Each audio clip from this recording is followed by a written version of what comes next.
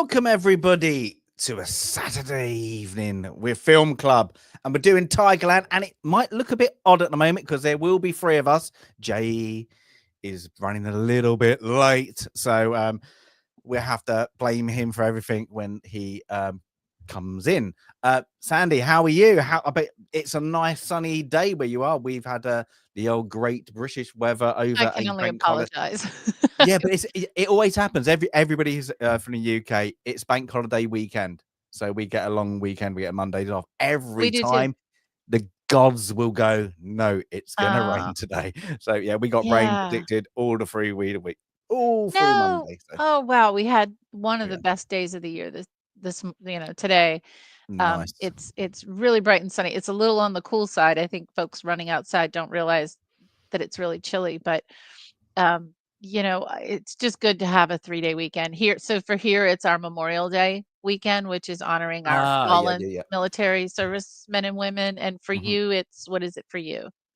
That is just early May, late May bank holiday. I don't You just actually get know a if it May has to bank be. holiday. Yeah, we have early May, and then we have a late May bank holiday. That's it. Because yeah, it's of course our Remembrance Day is not the same as I suppose your Right. like Memorial is completely different time of year. But if anybody knows it, there's probably some ancient reason, like the early May Day is Maple. like May Day polls and all that. So I don't know what the late one is. Definitely somebody in chat will go, this is the reason, and I'll be like, I never knew that. I just knew it was we get time off. There are some holidays that we get a lot more bank holidays time off, and you go, what was that for?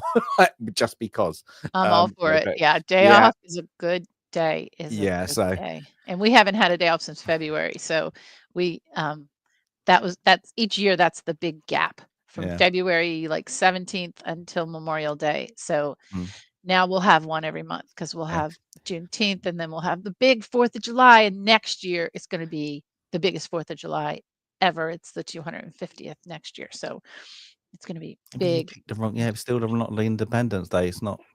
It's when you declared. But and I know it's only 250 years. It's Yeah. only. It's not. Here we go. Is somebody going? Oh no, nobody knows what it is. It's just okay. It's Abe a just being funny. Abe just oh, being funny. There we go. Eve. I know, like the early one, like I suppose it is like in the 90s to the 2000s. For some reason, they had May Day riots. Just everybody used to just have a riot. We did too. In the US, Why? we had this Yeah. May Day thing where schools would like Yeah. the public schools, they would all run out of class and do Oh no, stuff. this is right. This was rioting. Yeah, this is full. Yeah, fires, smash Yeah, I don't shops know. and all that. I don't know what that was all about either, but I know that Mm. stopped at some Yeah. point and who knows. Yeah. Um, but Jay allowed some people, into his home and they're not gone Right. yet. So that's what happens when you allow people Yeah. in. They, Like, you know, ooh, got a be baby. antisocial. Yes. Yeah, you can still be antisocial. Keep them out. Yeah. That's why Don't no. I don't have a dining room table. I've never had a dining room table because I don't want people to come over and eat. I don't. Don't want people in my house. Don't have a Oh, dining room table. I do like a dining room table though. I must say I do like sitting around. I don't like, yeah, a kitchen. I like to have We have a little me tiny in eating. the Yeah. kitchen. That's it. No, That's no, it. I don't like that. I like a dining room. Always. It's probably because I just don't know. I just like it set out. There you go, and eat. That's it. Well, I I'm had a very choice, pedantic. dining room or library in my house. Which one do you think I chose? Both. Come on. Mm, No, that's it. Well, library. I did the lottery, so maybe I win, and then I can have them. But I can have both. That's Okay. it. And yeah, Fingers crossed. that'd be good. There we go. But yeah. But so before Jay's game, we're gonna have to have a little talk, a discussion about Tigerland. We're not gonna go full in with breakdown things like that. We're gonna talk a little bit about the background because I think it's right. Like we said, like just wait for Jay, see if he comes. If he turns, like we won't drag. There we also we're gonna do this. See a bit in the notes now. I forgot this is Joel Schumacher. It is Joel Is that that? Schumacher. I I didn't know completely that forgot. either. Yeah, so he's probably biggest fame. What São Elmo Fire, isn't it? Is it São Oh Elmo? my gosh, I forgot all And about then that one. That's been a and long time. Lost Boys. He did the awful Batman's, I suppose. Batman Forever, you can say keep He the did Batman the and bad Robin. Batman, Yeah, yeah. did the bad Batman. So, but yeah, this is I say it's completely different look and feel to his other movies, and we'll get into that things. But yeah, God, give the breakdowns. Give the breakdowns. Yeah, it's so first, I had when this came up on the wheel, I think Jay and I were both like, "Oh, what's that?" Because I Yeah. hadn't heard of it before, and neither had Jay. Mm, It's not based on a book. It was a screenplay written by Ross Cleveland and Michael Magruder. That's a good one. Directed by Joel Schumacher, starring Colin Farrell. And as you pointed out, Colin Farrell's breakout role, and not just a breakout role, but he's doing a full-on American, slightly Southern Texas accent mm. really well. There's a couple of bits when he gets a bit angry. I can hear the Irish. I must say, Can you you can hear the just Irish yeah. I coming can. out? I'm like, Okay. oh, that's it. But yeah, For us, I mean, I was yeah. I thought yeah, shocked. it's a good. But he does like a when they must said you're going to be a Texan, and he hasn't gone for that. Not to be rude, that yeehaw Texan. The He's gone twangy, very the yeah, twang. the Yeah. twang. Yeah, he's gone very. It's very subtle. So I think that's he's done it very well. Well, Texas is a huge state. It's Mm, almost the size of Great Britain. Um, and so there are different dialects within Texas. So there is kind of a bland Texas accent. I think that's what he was going for, and I think he got it. The the movie was not filmed at Fort Polk, although the setting is Fort Polk, Louisiana. Um, Now the interesting thing, about having, a setting of a military base is you've got people from all over the country. So you don't have to grasp that Louisiana accent because everybody's coming from different places. But I would imagine that would be a tough one to have. Louisiana mm. accent is quite The quite bios, tough. yeah. I But it must was say there was a because my girlfriend watched yeah. this with the accents. She was like, "Oh, a couple of them are struggling with," and I was like, "Oh, are you?" That's quite interesting because if we get like a full Devon one, you might struggle with that accent, or somebody like a chav from Kent, Welsh throws a me off. Welsh or Yeah. Welsh. Yeah, yeah. But I was like, did you get all the accents as like as an American? Because I was like, several times I was like, oh, I really got to concentrate on a couple of them. I was like, oh, there's a couple of them where they're like they've got a good twang. Let's say that about them. Mhm.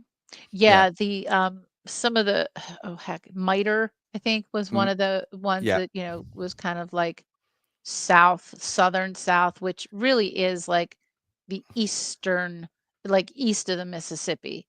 And for us, like that was obviously it's a body of water.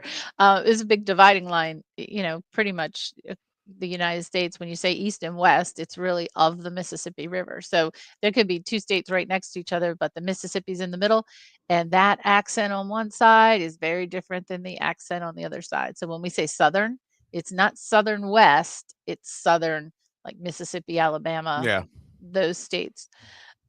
But this was not filmed at Fort Polk. It was filmed at Fort Blanding in Florida, which is near Jacksonville, Florida. Now, here, every time we have a film, I try to avoid the more generic film sites. Of course, I go to IMDb because that's where I get all my basic information, and I go to the numbers to get all the financials. But as far as any of the critical reviews, like I don't look at Rotten Tomatoes, I don't look at Mm, some of the other ones, but I'll enter into Google some questions, and you have to look at that god awful AI that comes up. And every time mm, I type in, was, this film based on a true story, yeah. every single time AI has said yes. So, for example, Oh. I think we had a film in 1992, and I said, "Is this film based on a book?" And AI said, "Yes, the 1992 film of whatever was based on the 1998 book." But obviously, it wasn't. So I type in, "Was Tigerland based on a true story?" And AI said, "Yes, it is based on a true story. Although the locations are true, none of the characters or storyline was true." Then why do you say yes? Like, so I'm a good little steward of technology. I go in because it asks you if you would like to make a comment, because AI is supposed to learn from its mistakes. So of Yeah, course, I did hear a lot of just saying about the real things. A lot of veterans who said, "Oh, this from this movie, the Fort Polk Yeah, that's kind of, it looks like they've done it right, how they've shot it Yeah. to make you feel like it is that place. They all said like, it's, yeah, that's what it kind of felt like. So I was like, oh, that's good that they kind of got the feel of the place, I suppose. Yeah, I did see that in some of the reviews, the Variety review.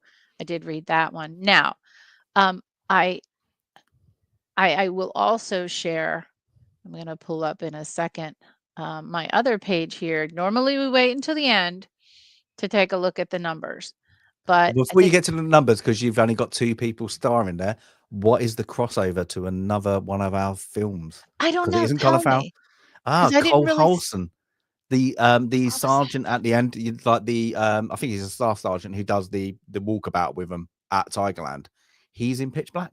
He's the baddie in Was Pitch Black, he? Okay. and he's of course the famous Oh my now. gosh. He's oh, what's his name out of Yellowstone? People, I can't remember his Oh, name. I don't watch Uh, Yellowstone. the Yellowstone movie, the TV series with that got really big. Rip, that's it. Rip I don't is know his who name. that is. See, Yeah. Oh, there's a I massive don't get one out with much. Kevin Costner. Yeah, The and I then know yeah, of yeah, it. I just yeah. oh, you know why? Because I don't have Paramount. That's There why. you go. There we go. So, but yeah, he's in that. So that's one of it. I was like, and I completely forgot he was in it, and it was just like, ah, there we go. So, Well, normally we save the numbers to the very, very end, mhm, but I think we need to talk about it now because, mhm. again, when Jay and I said we had never heard of this film and it's a Joel Schumacher film, and why hadn't we ever heard of it? Well, this film was only released in 5 theaters, and that is Wow. the truth. Um, the budget for this film was $10 million, which is $19 million today if you adjust it for inflation. It made $148,000, so a huge loss, but Mm. it was only released in 5 theaters. Why? I do not know, and I did a lot of searching. So challenge for chat, why was this such a small Eh, release? this is 2000, so The year 2000. mm, yeah, like unless it was like I'm just thinking if they're like there's not any like like them movies you kind of get pulled. Oh, we were going to release it, but now it's politically kind of the wrong time. There's a war going on. No, No, it's too early for that. You know, like it yeah, is. yeah, Iraq, Afghan war Was there too hasn't much kicked. going Yeah, on and it's got like in the theater? Like, weird. was there I no don't room for it know. in the theater? Like, what else Like could have been going on in 2000? I'm just gonna look at Colin Farrell. So like if he's because everybody's like this was critically acclaimed for his breakout movie. This was, Yep. you know, the one that kind of got him that everybody was well, he did really, really you know, did his part to it. If I just have a look in like 2000, what else he might have been in that might have pushed it back. They're going, oh, we I can't have, you know, like just sometimes we don't yeah. want two of the movies, but it's Joel Schumacher. Like You I don't know he want had a bit of 2 the yeah, same, but what else would yeah. have been out there? And I really and I asked the question of AI many different There's ways, or of nothing Google, there. I should Like say. he has a movie called Original Decent Criminals and then American Outlaws, but that was a year Nope, later. So never I have heard of no those. idea. Never heard of them. No. So but So, yeah. while it did get some critical acclaim, and as you mentioned, some veterans commenting on the realism of Mm, the setting in Fort Polk, it was not nominated for any major awards. There were 2 very small, like, local critics awards, and yeah. the 2 nominations were both for Colin Farrell as Best New Actor, and he did win 2 of those nominations, so these small critic circles, awards, but, no major awards. How on earth is that possible even when it's released in 5 theaters? The fact that he was nominated for anything after the Yeah. film only being released in 5 theaters is pretty amazing. So, Yeah. I mean, we'll Oh, have to keep digging on that yeah. and seeing, like, what Colin the Farrell, heck. Cole Hars. Another one. What Hunt is that? Hartswell. Oh, I did hear that one. Oh, is that with Bruce Willis? Is that the Bruce Willis one? Well, I I'm not don't too. remember who else is in it, but Yeah, I've heard of yeah, it. yeah. Coming up, but Oh, yeah, it's Abe is making business sense. Um, the loss could be used as a tax write-off. Yeah, So but that's a new thing. 2000. I don't think the studios were that, because you think streaming services aren't really there, so a tax write-off. It's over like, hey, here, there's always been tax write-offs. but look, but yeah, I can understand, but it's only a $10 million dollar Yeah, that's budget, true too. and It you is look at very it true. like they're rare. It's a tight, like, dramatized, like, Yeah. field. Like, they don't go anywhere. Like, there's no traveling. They could have gone to an old abandoned US army base and gone, that's it, we're shooting everything here, that's it. And I bet you it didn't take that long to shoot, because, like, No.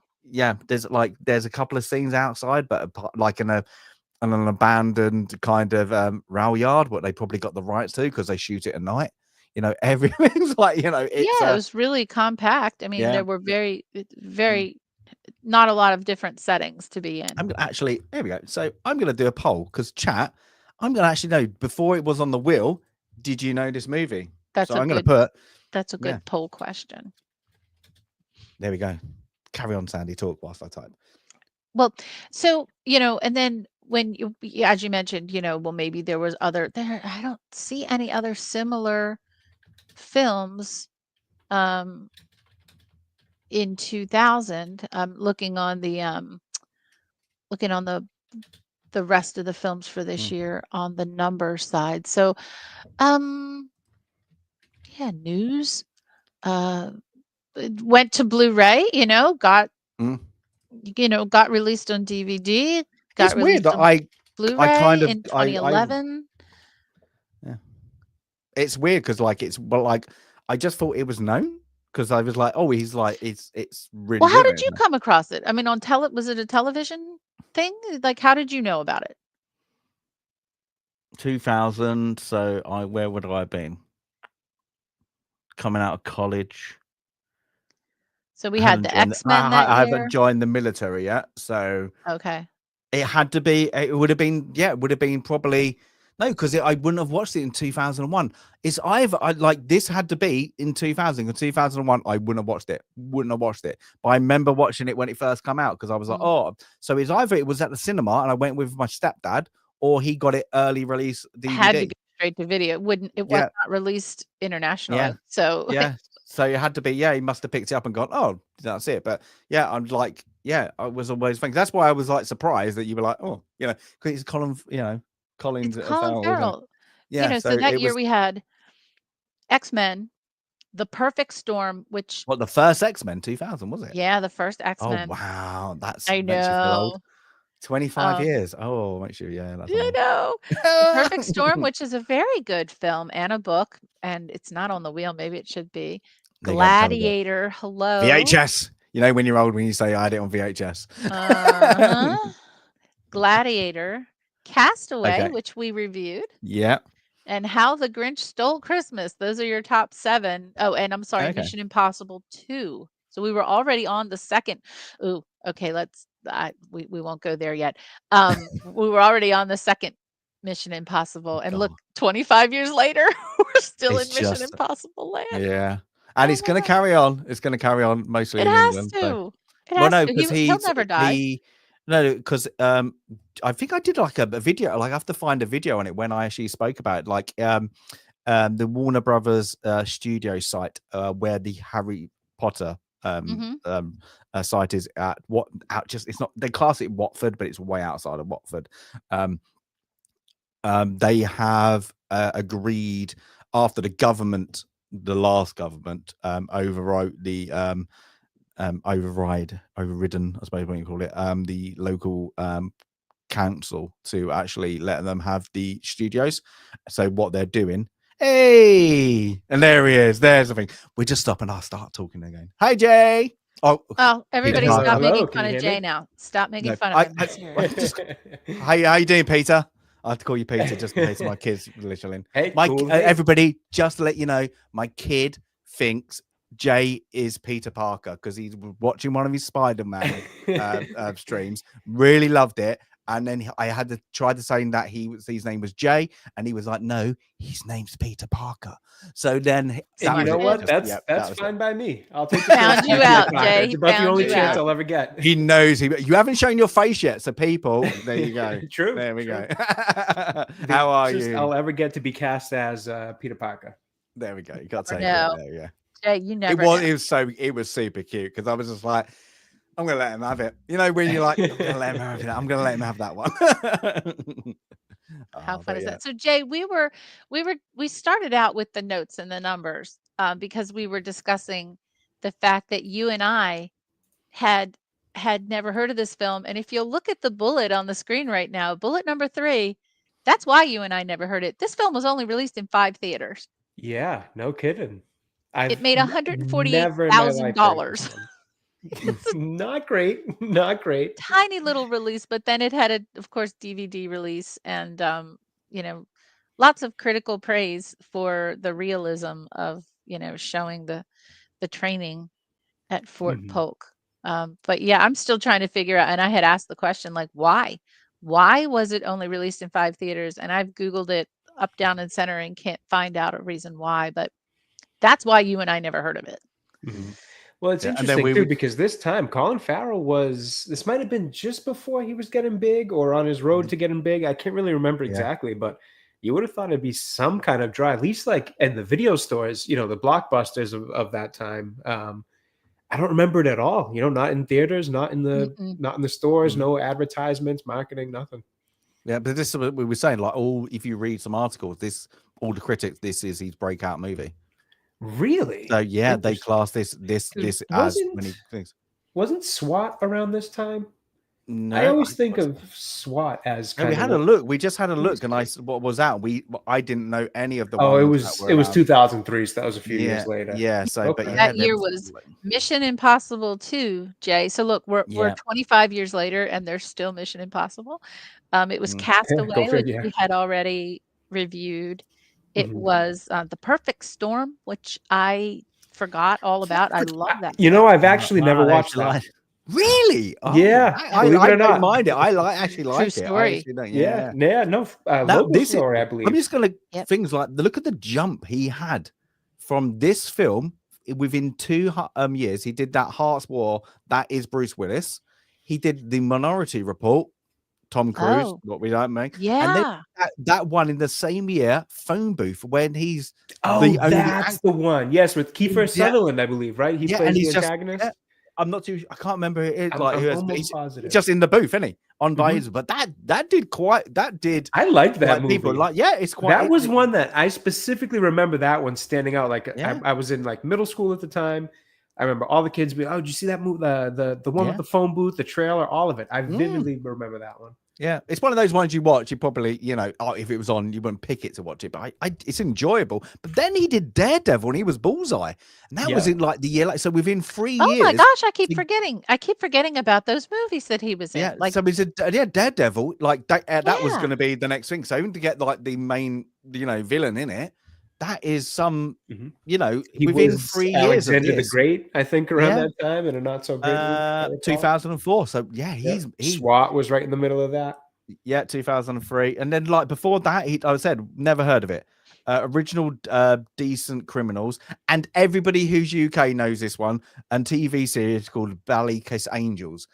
Literally, but that is it. But Ballykiss Angel. I like that. I like all your soap operas. You know that I love all those Brit soap operas. It's not quite EastEnders standards. But before that, Valley he's like K. Minor or uncredited. So after that, like this was it, and then it just literally boom, because like he did American Outlaws, Jesse James, Hearts War, Minority Report, Phone Booth. Like there's like that he got either a good agent or he was off the back of this movie, and it's just like he kind of went things, but it's mad. But sorry, just before Jay, because I was just talking, so before we start, we were talking about Mission Impossible. That now there's a link with Mission Impossible because of Minority Report is in Watford. There, Tom Cruise's studio has got the rights to do 5 sound stages with Warner Brothers. They only are allowing him to do Mission Impossible. So he's going to do it till he's 100. It's not. No, it's not. It's not. He will not be in them. That was the rumor, apparently. So he won't be the main person in it. I think he'll. So if he's, I think he will, and I think I've not seen anyone, so no spoilers, anybody. But I think he's going to be like the head of a division, kind of, like the I can't remember the voice on the film, the voice on the tape. Yeah, TV series. And I think they could just like split it, have like like that. They could just split whatever that's going to be. So I think that's what he's going to do. But yeah. But see, I only think of him I only think of him recent, because I think of him like, well, I think of him for Penguin. I think of him for like In Bruges and then the Banshees of Inisherin, him and Brendan Gleeson. That I actually really like that one. That was so he got good. nominated. He's the only, I looked it up, that's his only Oscar nomination. That was really that. Yeah, for the really the Banshees. Yeah, that was nominated for best supporting actor. I think it was, not even actor. So it's like, he should have got one for In Bruges as well. I think they both were just fantastic. And Alexander was good, but I forget about all the other ones. He was in The Recruit. He was in Phone Booth, Minority Report. I forgot about him in Minority Report. Because I thought that was his first one, because he's like really like I do like that movie, and I think he's like the side character into it, and you forget he's in it, and then you watch it and he's like, oh, he's really good into it, but he gets, of course, spoilers, anybody not seen it, hope you have, gets oft in it, and I think like people forget he's in it. But I've always thought that was his first one. I had to look up that, oh no, it was actually, this one was his first good one, because we said, Jay, like, this is Joel Schumacher, so this I was kind of surprised. The bad Batman. That is so ingrained in my mind when I think of Joel Schumacher, like those visuals, that awful overuse of the Dutch angle, all of it. That switching to this, which is such like a different everything in terms of obviously tone and material, but just the way it looks, it's all gray and bleak and just such a totally different thing. So I was really surprised to see it was Joel Schumacher. Now, I asked my girlfriend, because it was her first time watching it as well, because she was like, exactly like you guys, what is this? Do we have to watch this? What's this about? And I was like, you might like it. And she, and I'll give her opinions afterwards. But I was like, did the saturation do you? She was like, no, I like that. I like how it had that grain. It had that like all the way through the movie. They like, there's parts of it. It gets like near enough black and white. It's like really like, and he has that, like whatever the film is, and like anybody in chat, I know you all geeks do it, like that grittiness. It was grainy. It was grainy. Very. Yeah, it's very like that is a purposely done, like, because it wasn't like they were trying to do a 1980s 70s Vietnam movie. They went, no, we want it really gritty. And I must say, it did remind me of home with all the rain. It reminded me of Britain. That didn't mind me. Like that. It rained a lot in this movie, I must say that. But then I guess they used the a rain machine, but it did rain a lot. Well, in Louisiana, I mean, where Fort Polk is in Louisiana, it rains more often than it does, kind of up where I am. Yeah. And where it was filmed in was Florida, which also has periods of rain. So who knows? It may have been, but also accurate for what they were going to in Vietnam in the jungle. So like, sorry, because I'm going to go to the Americans here, and you've had probably people serving in the Vietnam War. Like they had bases all over the country as Polk, because people said that. So they had what in ones up the north, all around, just like that. It's like different branches of the military have their like basic training station. Yeah. So like the Navy, and it's also depending. No, I mean, because this was drafted. Well, a lot of them were drafted, weren't they? That's what they were. This kind of movie is about. But like, I didn't know if they had draft areas, because like once you start drafting, you're going to have bigger, but you have to have more bases. Well, so I mean, we've had a draft since the Civil War. So it's no different whether you're drafted or whether you enlist. You all go to the same training depending on the branch of service and the technical specialty that you're going to deal with. So like my dad went to Great Lakes, Michigan, which is like basic training for, I guess, just basic for the Navy, because my granddad went to the same place, so 2 generations. But then for what my dad was doing, electronics, then he went to Jacksonville. Other people went different places depending on your specialty, and then you go to another base before you ship out. So they're all over, but it doesn't matter whether you're drafted. The draft is in the mail. You get your letter in the mail, and it says report to this indoctrination station, and then you report to basic training. So Talking about that, I just reminded a story like the draft system. I worked with somebody, and I can't remember the Caribbean island, but this island is allied with America. It's one of the only ones like fully allied, and there's around about 100,000 people like are native to this island, but of course they don't live there because it's like there's no like good work unless you want to be a fisherman or a a farmer. So one of the things, so what they do is everybody under the age of 30 goes into a lottery, and one person each year gets pulled out, and they have to serve as a representative to the American forces. And the person I was working with in the UK got picked. He literally was distraught because they have to do a full 22-year service. They oh my God. Full 22-year service, and he was like crying and was like, oh, and he was like to me, like, you served, and he had loads of RAF people around him, and he was like really distraught about it. It's either like, St. John or St. Thomas is what I'm thinking. Because they're the smaller of the U.S. Virgin Islands. Yeah, so he went out and he was like, I've got to go to my basic training, he had to leave. And so he went out like that like the company tried to like get it done like he's indispensable. They were like, nope, got to be done. Oh my so goodness. He went out, and then like all he was doing is sending pictures of him going, I'm loving it, like just on these Caribbean islands, loving life and like that. And all he did was he was a all he had to do was be a representative on, like I suppose you want to call it the drug runners between the shuttle between the islands, and that was his job, is making like go to one Caribbean island, talk to him like that, who's doing that, and be was like the intelligence person.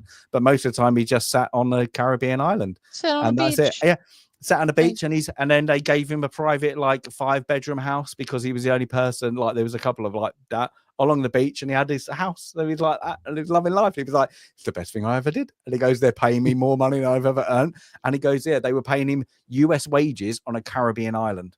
Oh, wow. Yeah, that's pretty amazing. So that, and everything was like, food was free. But he was, when he came out the straw, and we go like, don't worry, you might love it. And then he was just like, this is awesome. Like that. Yeah. So yeah, lucky, I'm guessing like one of the things I don't want to serve in the military, then it's I do want to serve in the military, but this is a completely different aspect this of the film. Is not that.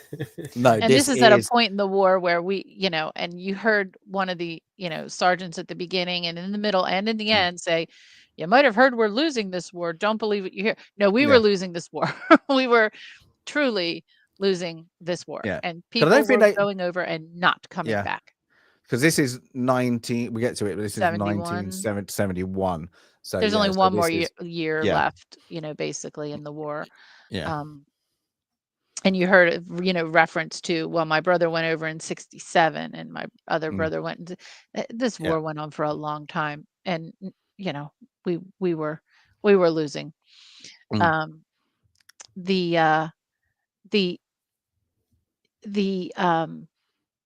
Bringing together of people from all over the place with it. And we were mentioning, Jay, like the different accents just from across, the United States, and where everyone was, pulled in together. Now in World War II, you got a choice of which branch of service you were drafted into. In Vietnam, you didn't, but if you enlisted, you got your choice. So the benefit of enlisting was you would have gotten your choice. So, my dad wanted to go in the Navy. My dad enlisted and went into the Navy. If he'd have waited to be drafted, because he went in 1968, you don't know where you would be, and you don't know, you wouldn't have a choice, and he may not have been able to elect electronics. So, there was some benefit to signing up, although as you'll see later, there's, some of those who are drafted kind of look at the ones who are enlisted as, are you crazy? Like, why? But there's also some respect to, the infantry. Yeah, for sure. Because this is not, like I don't mind it, because you like get the other ones, like I suppose the later ones, like it's always like the Marines, like, or Navy SEALs, but this is like, no, they actually go back to, no, they say like, we're the grunts, these are the, the the outcasts of like we're the infantry. You know, they know they're the bottom of the barrel kind of thing in this. And you know, there's parts where Boz even says it like, what, you know, I had respect for you until you kind of be like, you know, we're here until for I guns. heard you enlisted. Like, what's wrong with you? But yeah, I like, but say like, it's weird though. Like I always find it funny that I know this movie and you two don't. It's quite funny. But yeah, so but we get straight away like the tone of the movie of just the look. It's that saturation. Like we get gray. that kind of bunkhouse of like kind of things. Now, anybody who served, basic training is hell. And this is like, I think this is like because they say this is the second part of basic training. This isn't like the basic. Like this is when they're now learning soldiering, you know, how to fight in Vietnam. Because there's a bit where somebody says like, oh, you know, this is the next level. So I was like, oh, there must be 2 stages, like, you know, to figure out who can do what. But that drum smashing a thing to wake everybody up. Anybody served in the military, that's got to be like 4 or 5 o'clock in the morning easily, and you just go, what's going on?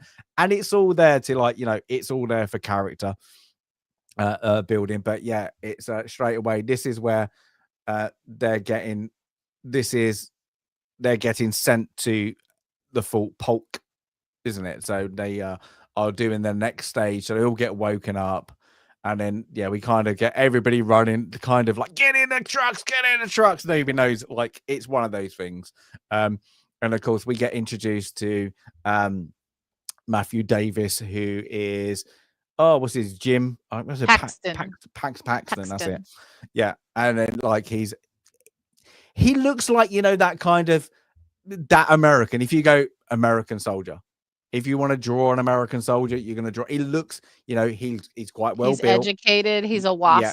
He's from, I think he's from Boston. Is he from Boston? He's from up north, they say. It says New York State. Definitely. I think it just said New York State, doesn't it? I think it says maybe upstate New York at some point. Definitely like Northeast. I know that. Yeah. So he's you can understand him. Kind of different, brought up differently than some of the others who, you know, either were drafted or had to enlist because they had no job, right? Yeah. They had no other prospects. But yeah, so we get that, and then of course we get the Stubbo stockade. So we're like, okay. So we get the MPs, and who comes out cocky, still cocky, is Boz, Roland Boz. So he's now you're gonna do and he gets warned by the MP. If it happens again, you won't go in the stockade. You're gonna do time. So like that. And I'm guessing, Vietnam pre-American prison, prison camps, when you're in them, you've got signed up and you went to that. We call it a glass house. What do you call it? Is there a term? We call it the glass house. You know, military prisons. The stockade, the brig. Yeah, that's how that. So, but yeah. And then we get Louisiana, 1971. So we get that, and it's just like, we kind of get like it. I don't mind it was quite hard to get some screenshots because it's very like when they're moving, they purposely make it like a shaky camera. It's like a handheld. There's a lot of this film besides the filtering that also feels like they were going for like a handheld camera kind of effect. Mm-hmm. They want you to feel like you're there. Yeah, and I have to be honest, that mixed with the graininess was something that I had an issue with throughout the movie. Did you? Yeah, I didn't love the way that they went about this visually. What the saturation, the grain, and honestly, a little bit of all of it. The saturation, the grain, just a little bland on the gray color. And that handheld camera just was too all over the place at times. It was a bit distracting. I feel they probably just did the grainness to show how bleak it is, because like this September, coming into winter time, but except that September, most places are kind of nice and sunny, aren't they? Really, and it's just like it's muddy, it's dirt. And there's color on the leaves. The leaves the trees would actually be quite colorful. Mm-hmm. But we get I can't remember the officer in charge now, but he has his little speech, of course, you know, like you'll hear he has his little thing about, you know, we're going to teach you how to be kind of bit like we're going to teach you how to survive, not how to like, we're going to teach you how to be a soldier. We're going to teach you how to survive in Vietnam. But if you're lucky enough, you'll go back to Sally and play, what's it? Oh my God, I had to say it, Stink Finger. And I was like, what the hell? No, thank you. Yeah, I was like, oh, that's it. Yeah, okay. But of course, whilst he's doing that, the sergeants there are, Colin Farrell is like, yeah, we're gonna do that because he did a stunt of swinging out of the truck. Oh the my truck like that, and they like, yeah, get out. So we kind of get straight away. He's a bit of an arrogant sod. Let's say that he thinks he's better. We don't know why really, but yeah, he's a troublemaker, you know. So that's it. But then we get straight away. They go to somewhere in Louisiana, a strip joint, I'm guessing. Some like kind of club, could just be a bar, girly bar as they call them. Call and it we a get the gentleman's club. Yeah. Then maybe. And he's talking to, I don't think I think the other girls are prostitutes because he gets out the money. I think these are just up for a bit of fun, aren't they? These are probably underage girls done up to look older. That's just what I'm thinking. Hanging out in a bar. You know, this is probably, you know, there's a military base close by. This is where you go. And the men know what they're getting when they go to this place, and so do the ladies know what they're getting when they go to this place. Yeah, so this is kind of like from this. Good job on that screenshot, by the way. Very, very carefully done. Yeah, I know. I was like, I didn't even notice that. Just right. So I think she had fake ones, and I don't think that 1971 was that a thing. So that's the only I picked up on that. But probably the 80s, 90s were probably I wouldn't know. I just wouldn't know.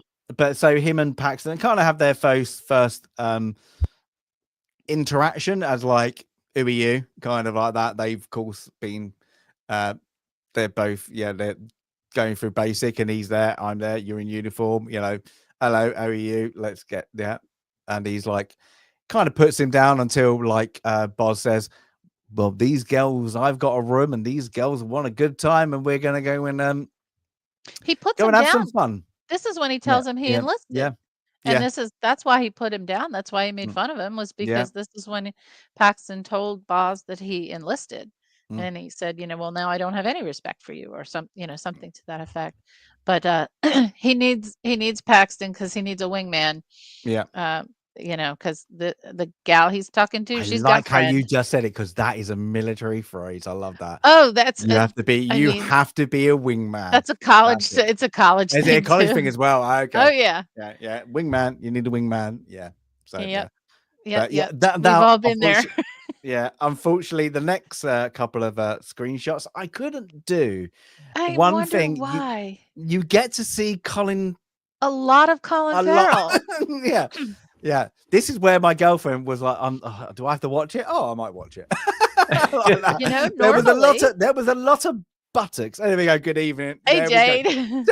Talking about right on cue. There we go. Yeah, the only part of the movie where there's a naked Irishman who looks quite nice. I must say, usually we don't get treated as well. You know, the women don't get treated to the eye candy very often. I'd say it's probably 1 out of 100 of these films actually, you know, give us anything interesting to look at. So, so point to this film for that, for sure. You did, Jade. You did.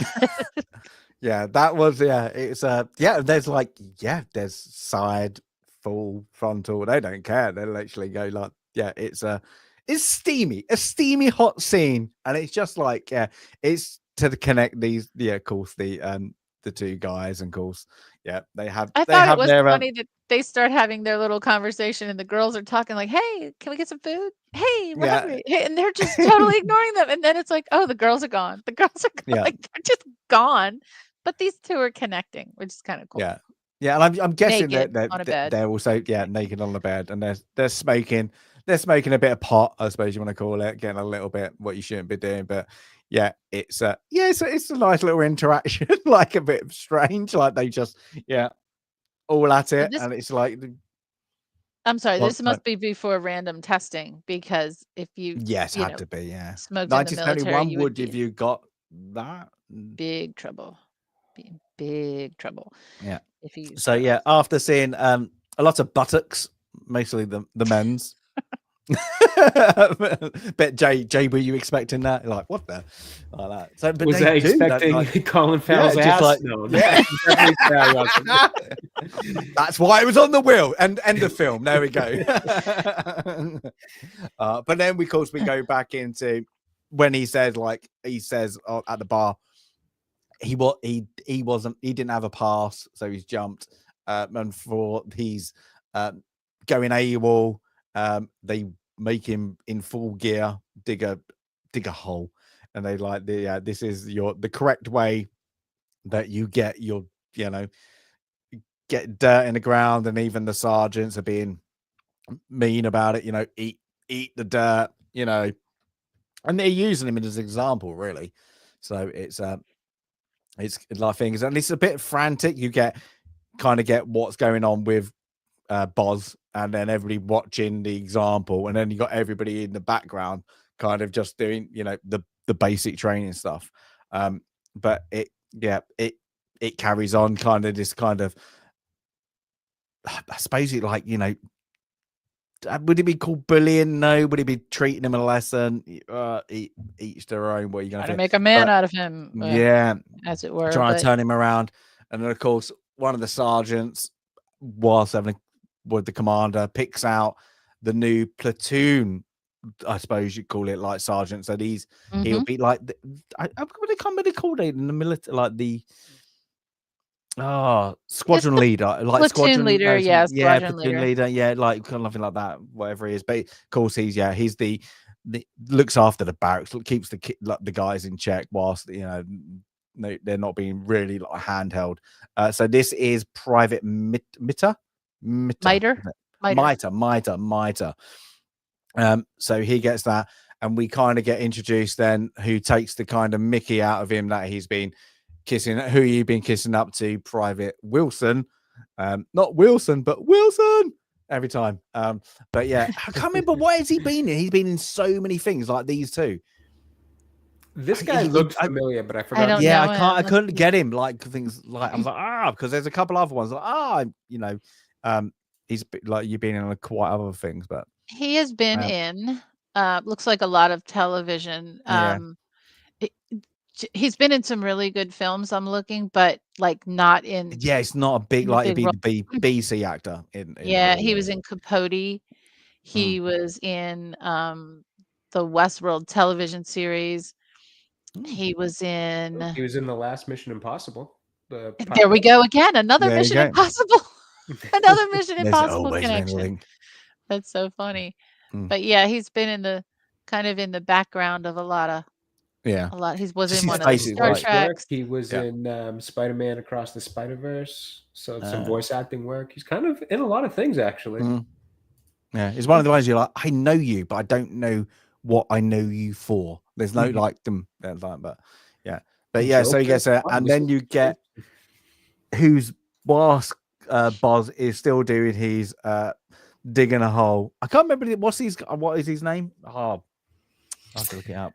Their names kept kind of going in one ear out the other for me. He's like the deep south, isn't it? Like things, and he's cheering him on. Go on, Boz, go on. And then he's the one that he gets discharged first. And the sergeant gets really pissed off. So they get back to their barracks. Boz isn't there, and of course he gets called to the army room where he gets kind of lynched by the sergeant. He gets beat to a pulp. And he gets beaten. So he comes back, and it's when the first time kind of Boz we kind of get the sense that he actually cares about the other guys. He's like, it was my punishment, but he took the punishment. He gets very upset, and then he gets upset with himself for getting upset. Yeah. So we get that, and of course then he goes back and we get another, the only shower scene I could put that was dark enough.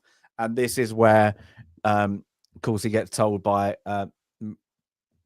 the I suppose, I don't know, call it the sergeant, whatever, the platoon sergeant, Mitter, to go and have a shower, clean himself up. And he goes in there, starts showering, and then the lights go off. And in the confrontation, kind of really, by Wilson, who comes out with it straight away, I just don't like you. Yeah. And then Boz is like, yeah, so like that. Well, like, each to their own kind of thing. Yeah, he just like shrugs it off as like it's nothing.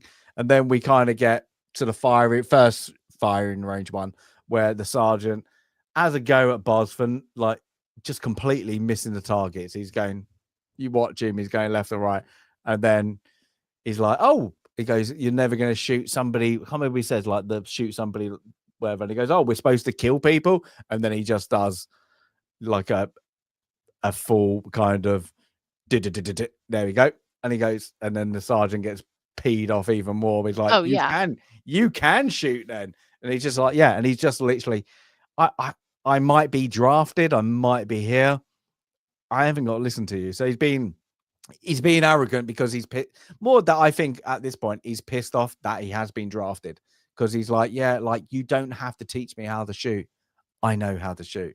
You know, and it's again. And then of course they all go cease fire, all to go down the range. And of course Boz, there's the one we just saw, I can't remember his name, and he's missed his target. He's missed every shot. He's got a clean target. And like, they're not hard. Like, they walk up to it, it's only got to be like, what, 50 yards? That's not hard with like a semi-automatic. It's like, so that happens. Of course, he goes, I'm going to take Wilson's and give it to him. And then they all decide what's going on, and they all back up Boz and say, yeah, Wilson was going to take like the wrong firing targets, and then they get him down. He was going to trade targets. Yeah, and then they put him in the ground. You're all dead, you know, because you can't shoot. And it's just like, again, it's, I guess it's supposed to be building character, and it's again just the dehumanizing them to be going to Vietnam. It's like, it's just like, get up in your face. If you can't take this, how are you going to take the enemy doing it to you, kind of thing like that? You're not going to get there. So they get it. And then we get next one. I think this is one of the better scenes with the potato peeling. Oh, I do too. Yeah. So see, I didn't like this scene actually. Oh. Yeah. Why? I didn't like, first of all, the accents throughout the movie were a little rough for me. I didn't think they were that great. I felt like they were trying too hard to do Southern accents, especially with the range of them from kind of just regular Southern to Deep South. And this guy's Deep Southern accent just sounded way too much. It was hard sometimes for me. Yeah, it was a little too difficult to understand with, you know, and whether it was an accurate one or not, I'm not entirely sure. Like maybe for all I know, it was his actual accent.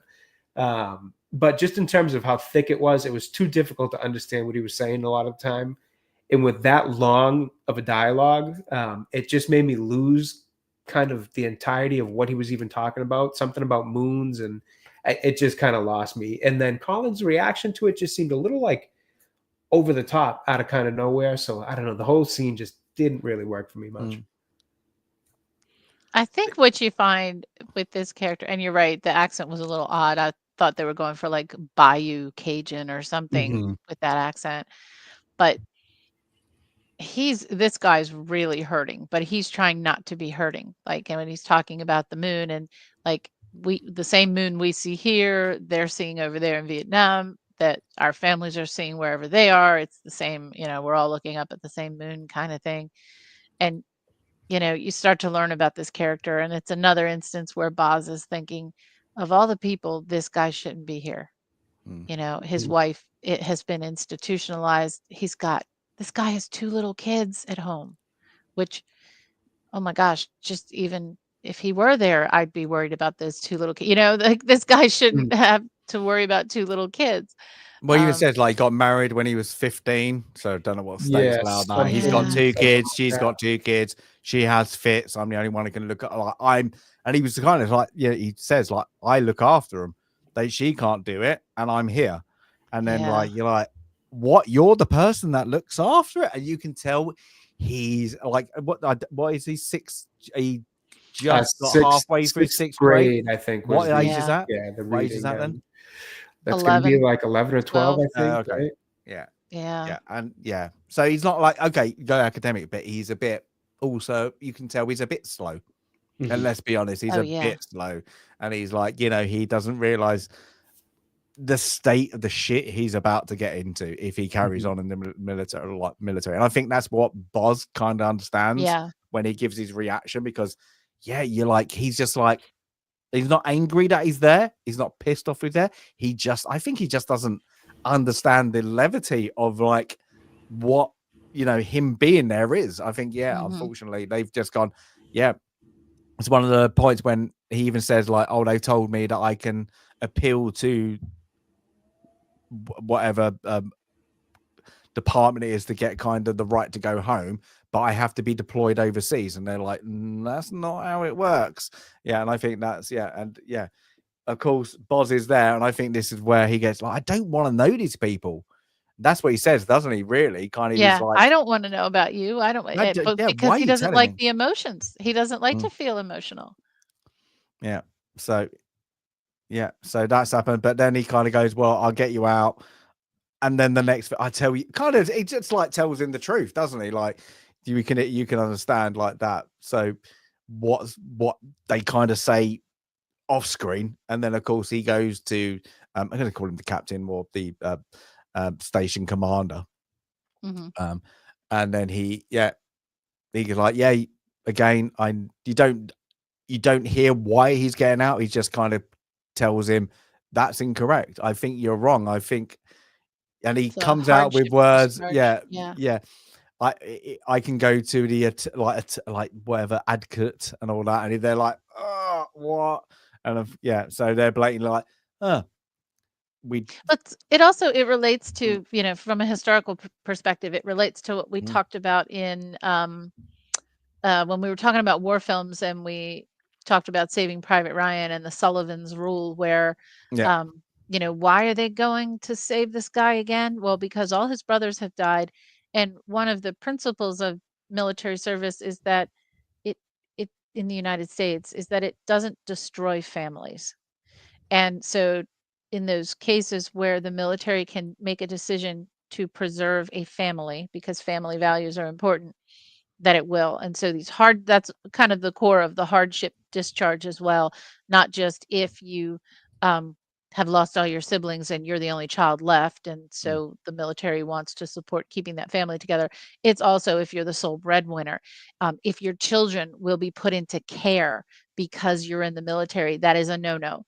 So if they're someone who is a single parent who is raising young children, cannot be drafted into military service. And so those things are available even at this time, post World War II, to preserve families. And that's what he's referencing. It's the hardship discharge. But that's not what for I thought him, it was. It's for his family. Because he's like, I've got siblings, but like but I'm also he's got a disabled wife, really, hasn't he? So so it's why are you there? So of course they're doing their digging a trench or whatever, and he goes off. He did it though. He remembered everything he taught him to say. I mean, how good for him, because it was a lot of legalese that Boz told him to say, and he did it, and he was able to say it, and he's going home. So yay. So good and result. Then they called him, what do they call it, the barracks lawyer or something, something like that. So they got wind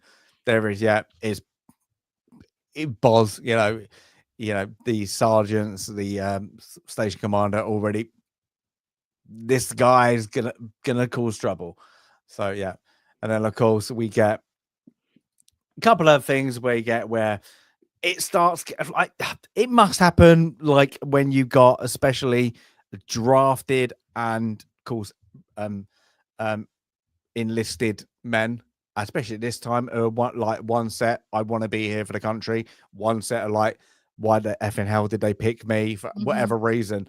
And of course, Wilson, as everybody's back up by, I'm guessing he's an enlisted man like that. The way he's kind of talking, but he gets everybody's that, and they would just start kind of, getting rounded up. Like he has, I think, is this where he had some choice words for one of the other members of a certain color? Yeah, I think that, as they said, the stripes have gone to his head. Yeah. The power of the stripes. And yeah, this film does illustrate the difference in classes and the difference in and racial differences in how, the black soldiers are treated versus the white soldiers. This is 1971. It's not that far from, quote, desegregation, and America still has a long way to go in civil rights. But, this was, unfortunate to see, but probably quite accurate or close to accurate. Yeah, especially like you would think, like just think like Louisiana as well, like that, because they're going to come from the I suppose surrounding areas as well. Yeah, it's like that. They're going to So it's like you can see like they're poor. I think this little bit when they're talking, you can just see how they're talking. Yeah, they're poor, uneducated, a lot of them as well. It's just how the mannerisms is. But the how to stop it is Buzz puts a can down the exhaust vent to like kind of get them. Well, one, he's clever enough to go, I'm not going to get involved, I'm just going to back off and let the sergeants deal with it. I think that was quite clever of him. And of course, so it stops. Which one of you men stopped my truck? Yeah, and of course, nobody talks except for Paxton. Is it Paxton? Yeah, Paxton. Kind of. Yeah, it was me. Sarge, get out, and you're gonna run the 6 miles, back. And I like this because that's when Buzz gets pissed off. Like, I did it. I did it. And then of course, now someone's being nice to him. I don't think he likes someone being nice to him. Yeah, actually treating you, normal. Yeah, well, we're just people. So he jumps out as well, and they run together. I like this. Like, again, it's just showing their them two, how they're getting along. And then we get the next scene with, I'm guessing he's the interrogation officer. I don't like, or sergeant, who is things. He's been in loads of like gangster movies, hasn't he? Like, Michael Shannon. He's actually a really good actor. I like him. Yeah, really good. I forgot he was in this when he popped up. I was like, oh, yeah, I was surprised. Yeah. Because it was with Steve Buscemi. What's that TV series? Isn't he in that? Boardwalk Empire. Yes. Yeah, he's in that. Great in that. He was in. Let's see what else he was in. He was also General Zod in Man of Zod. Yeah. Oh yes, he was. Yes. Yeah. So when he popped up, but their interrogation of how to get a Viet Cong to talk. Put the communication adapters to their testicles. Let's say that's it. The shortest to the point, and he's doing it like this is what we do. This is how you do it. They're not going to talk until you do this. Of course, Buzz walks off, doesn't say anything, just walks off. Where are you going? Why would I want to learn how to do this to a human being? Kind of right, really, isn't it? Fair point. And then of course, Mitter kind of gets, this is where he's down, kind of goes, he's starts to lose it. He goes, drop your trousers, get Buzz back. He can't get Buzz back because he's so arrogant. He won't come back, and he's like, well, if you can't do it, I'm gonna show you an example of how to do this. And he gets up in his face, we're gonna things, and then you can see Wilson turning the dial to get the electric charge through the system, and he's loving it. He's literally, you can see, he didn't flinch. He was like, let's do it. And of course it doesn't happen. They go back to base. He's crying, and this is where again, it kicks off a racial from, I suppose, like going to the cookhouse or char, I think they call it, and there's a fight, isn't it? Like you're just because like, there's no. One of them just because he's black, like that you're a disgrace to the uniform, doesn't he? That's it. So there's a bit of a back and forth there. So they kick off, everything kicks off, and then they blame the sergeant, kind of that he didn't break anything up, and he's just like and even Boz kind of tries to tell, one of them fell over, and they're like, well, then you fell over. They go and dig a hole, forget about Chow. And then, of course, he's with, again, Paxton gets volunteered, kind of accidentally gets in the way, gets volunteered. Well, if you're doing it, I'll do it with you. He likes Boz. He likes his arrogance of like that. But I think they just go out and dig a foxhole, I suppose you've got a trench. It's more like a trench like that. And they get like, start taking a piss of like, we just start throwing dirt on each other as well. I like their bits, things like just playing around. Yeah, just like, well, fuck it, like kind of in a way, we're both in the crap now. Whilst it's not worth actually moaning about it, we'll have a little bit of a laugh at the same time.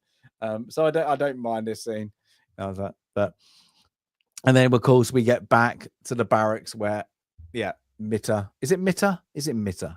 Miter or meter? Miter. Let's say Miter. He's losing it. He's he's crying. He's shaking. He's completely losing it. And then we get back into kind of the live firing. Is that where he tells Boz to break his hand? No, this is the later. So he's so he comes back, doesn't he? So but no, it's when he goes for a run. So now they're doing their puma crawls, tiger crawls, whatever. A lot of different people to call it different things. What do you guys call it? Belly crawl? Do you call it that? Oh no, like that.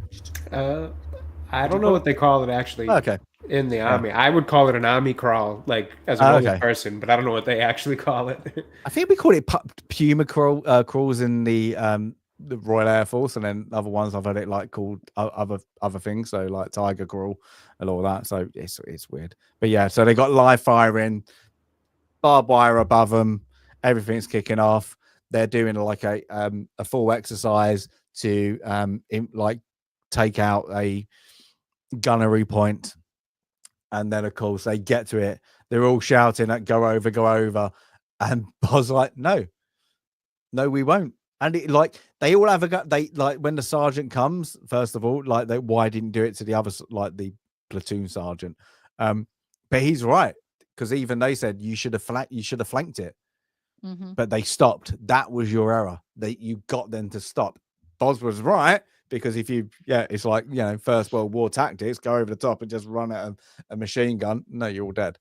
So like, flank it. So he goes that. And so they have a go at him, and then like he's just, I'm off. Just gonna go in. They can't stop him. And like that. And I like even like you can't, you're not gonna kill me.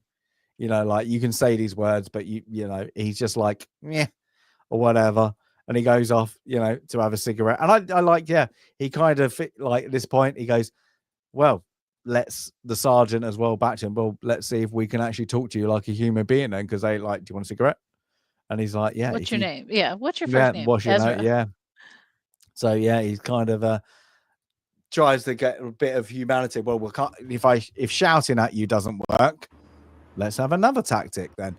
Let's appeal to the person you actually are. So, but whilst that's happening, of course, Wilson's completely lost it, and he's off for a run like that. So, he's I don't know where he thinks he's going, to be honest, like that. Actually, at least we find out Boz has a game plan, but he's he's off, and of course he gets dragged back by the I suppose the sergeant, who's like the I can't remember the sergeant's name, but he's the kind of the enforcer, I suppose you like that.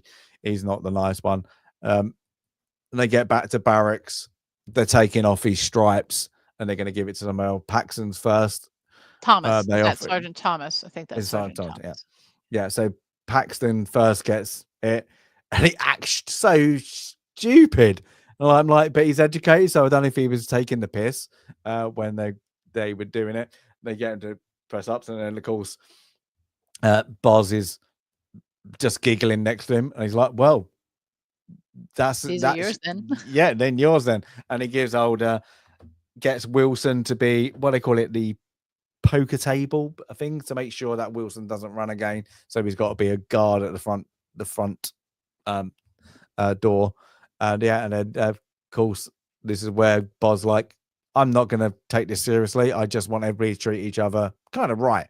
Like if you do what you said, but don't piss off anybody else, kind of thing.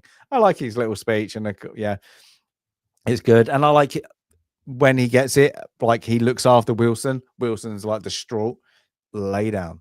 You can see he's like a little bit of like, he actually cares for people, even though he's like at the beginning of the movie, it's all about me. He starts to like care for, for he Wilson. Cares for me. It's like he doesn't want to care for them. Yeah. He doesn't want to, but he does. Yeah. Mm-hmm. Yeah. I think he just realizes those who shouldn't be here. Like there are people who just should not be here.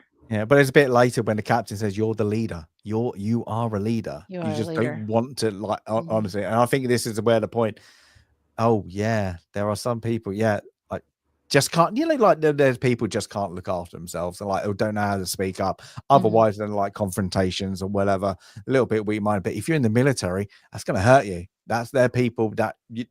There are people 100% who love joining the military, and there's some people you just won't cut it. And it's nothing to do with you. It's just you just haven't got the mannerisms like that. And I like Jade, my girlfriend, always says it. I just couldn't have somebody shouting at me, and then not go, "You're an arse. What are you talking about?" And then you just have to take it, and like that. And it's all about. And I said that if you just can't somebody shouting at you, and calling your names to your face, you can't take somebody with a weapon in 200 yards trying to kill you.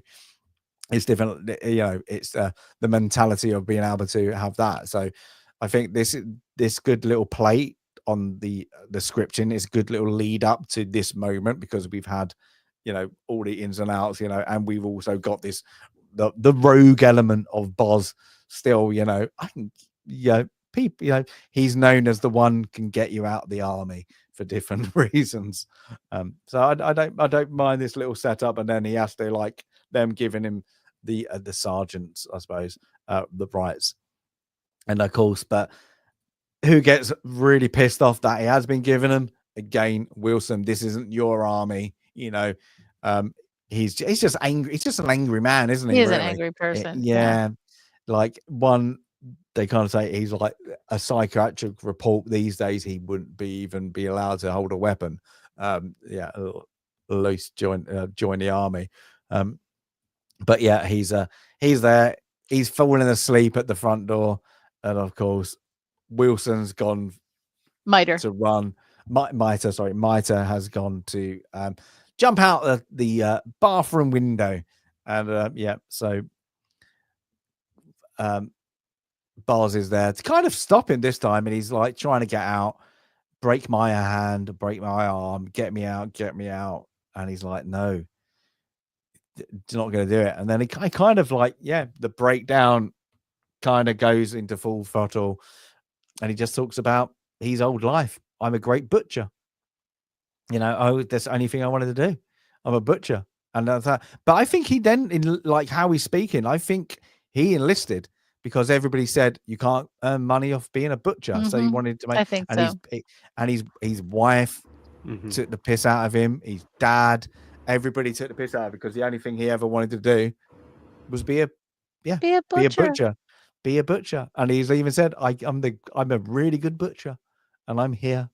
And he's like that. So it's quite good. And like, there's not much, Boz really has to say. He just kind of really just going to listen. Really, that's the whole scene. He's like, where the other one, he needs to tell him what to do. He kind of, most of the time he listens. But then he kind of goes, Well, there is a way, there is a way. So whilst everybody again's on duty, training duty, the next day we don't see him with the camp psychologist is what he requested to see, the camp psychologist. Yeah. And he's out. Yeah, and they quickly assessed that he was not fit for the army. Didn't take him very long. No, he's like straight out. Yeah. So yeah, another one of a victor that Boz got out. And of course, this time Boz gets called up in front of the station commander. He kind of like, we know what you're doing. Stop doing it, like that, So it's and this is where the kind of speech of like, you are a leader, but you don't want to be here. You don't want to be a soldier. And he's like, I don't mind the captain. Like, he's really much that he's there to tell him, yeah, we're preparing you not to die, or not to die that quick. It's not like, it's not full soldiering, because they're only there for 8 weeks, aren't they? I think there's one point. So it's not a real infantry kind of I don't know what it is in your Marines, but I'm guessing it's got to be like 32 weeks kind of training. So you would think like even infantry's got to be like 20, 25 weeks or something like that, a little bit less maybe. But it's like 8 weeks training to be like, here civilian life to off you pop to Vietnam. That is a terrible turnaround if you actually think about that. It's literally, that's a no way to train somebody for the war that was Vietnam. And then mostly, I'm guessing that's why what we saw in the movie Platoon, when they say, we don't want to know your name. You're like, you're like, cannon fodder. Unless you've been out in country, you don't have the skills. You're going back into a body bag. So I think this is kind of where it shows that, like, they just were. It was get the numbers out there quick.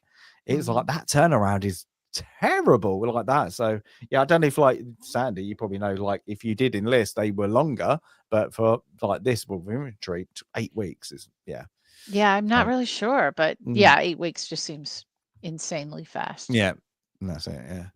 But they carry on. Of course, now we kind of get, like, we saw this woman with Boz earlier. We didn't really, like, they came out the door, and it looks like it, like, to me, and like I think it looks like he's just buying drugs, or like there's something going, he's passing money very surreptitiously to her. So that's it. And it's Halloween, of course, so this is a little bit of fun. We get a couple of funny things. We get somebody dressed up as Nixon like that. So was Nixon in now? Not 71? Nixon. 68 to ish. So so they're having a party, and this is where they kind of they meet some prostitutes, let's say that, because they want to save the money. And then of course on this street as well, some private says, they say pray to Jesus, or like but if you want to get out of Vietnam, go and see Roland Boz. But he doesn't care. They don't really care. They're off to have a bit of fun time with a couple of ladies of the night, let's say that. We don't see buttocks this time, thank God. But they all down. But we get to go onto like an abandoned train station. I didn't like this. I didn't like this. Didn't like this. Made me very uncomfortable, because I had seen it before, and I didn't know what was going to happen. And I had in my brain, this is what I had in my brain, that, and I guess it was foreshadowing, but I had in my brain Colin Farrell was going to push him off to break his legs. I thought that was what was going to happen. So I didn't like that. By the way, we haven't mentioned an important part of the character of Paxton, and it's also a little bit of a problem with the movie that we'll talk about when I do my summary. But you find out earlier that Paxton is a writer, and he's keeping a journal, and he wants to write a book.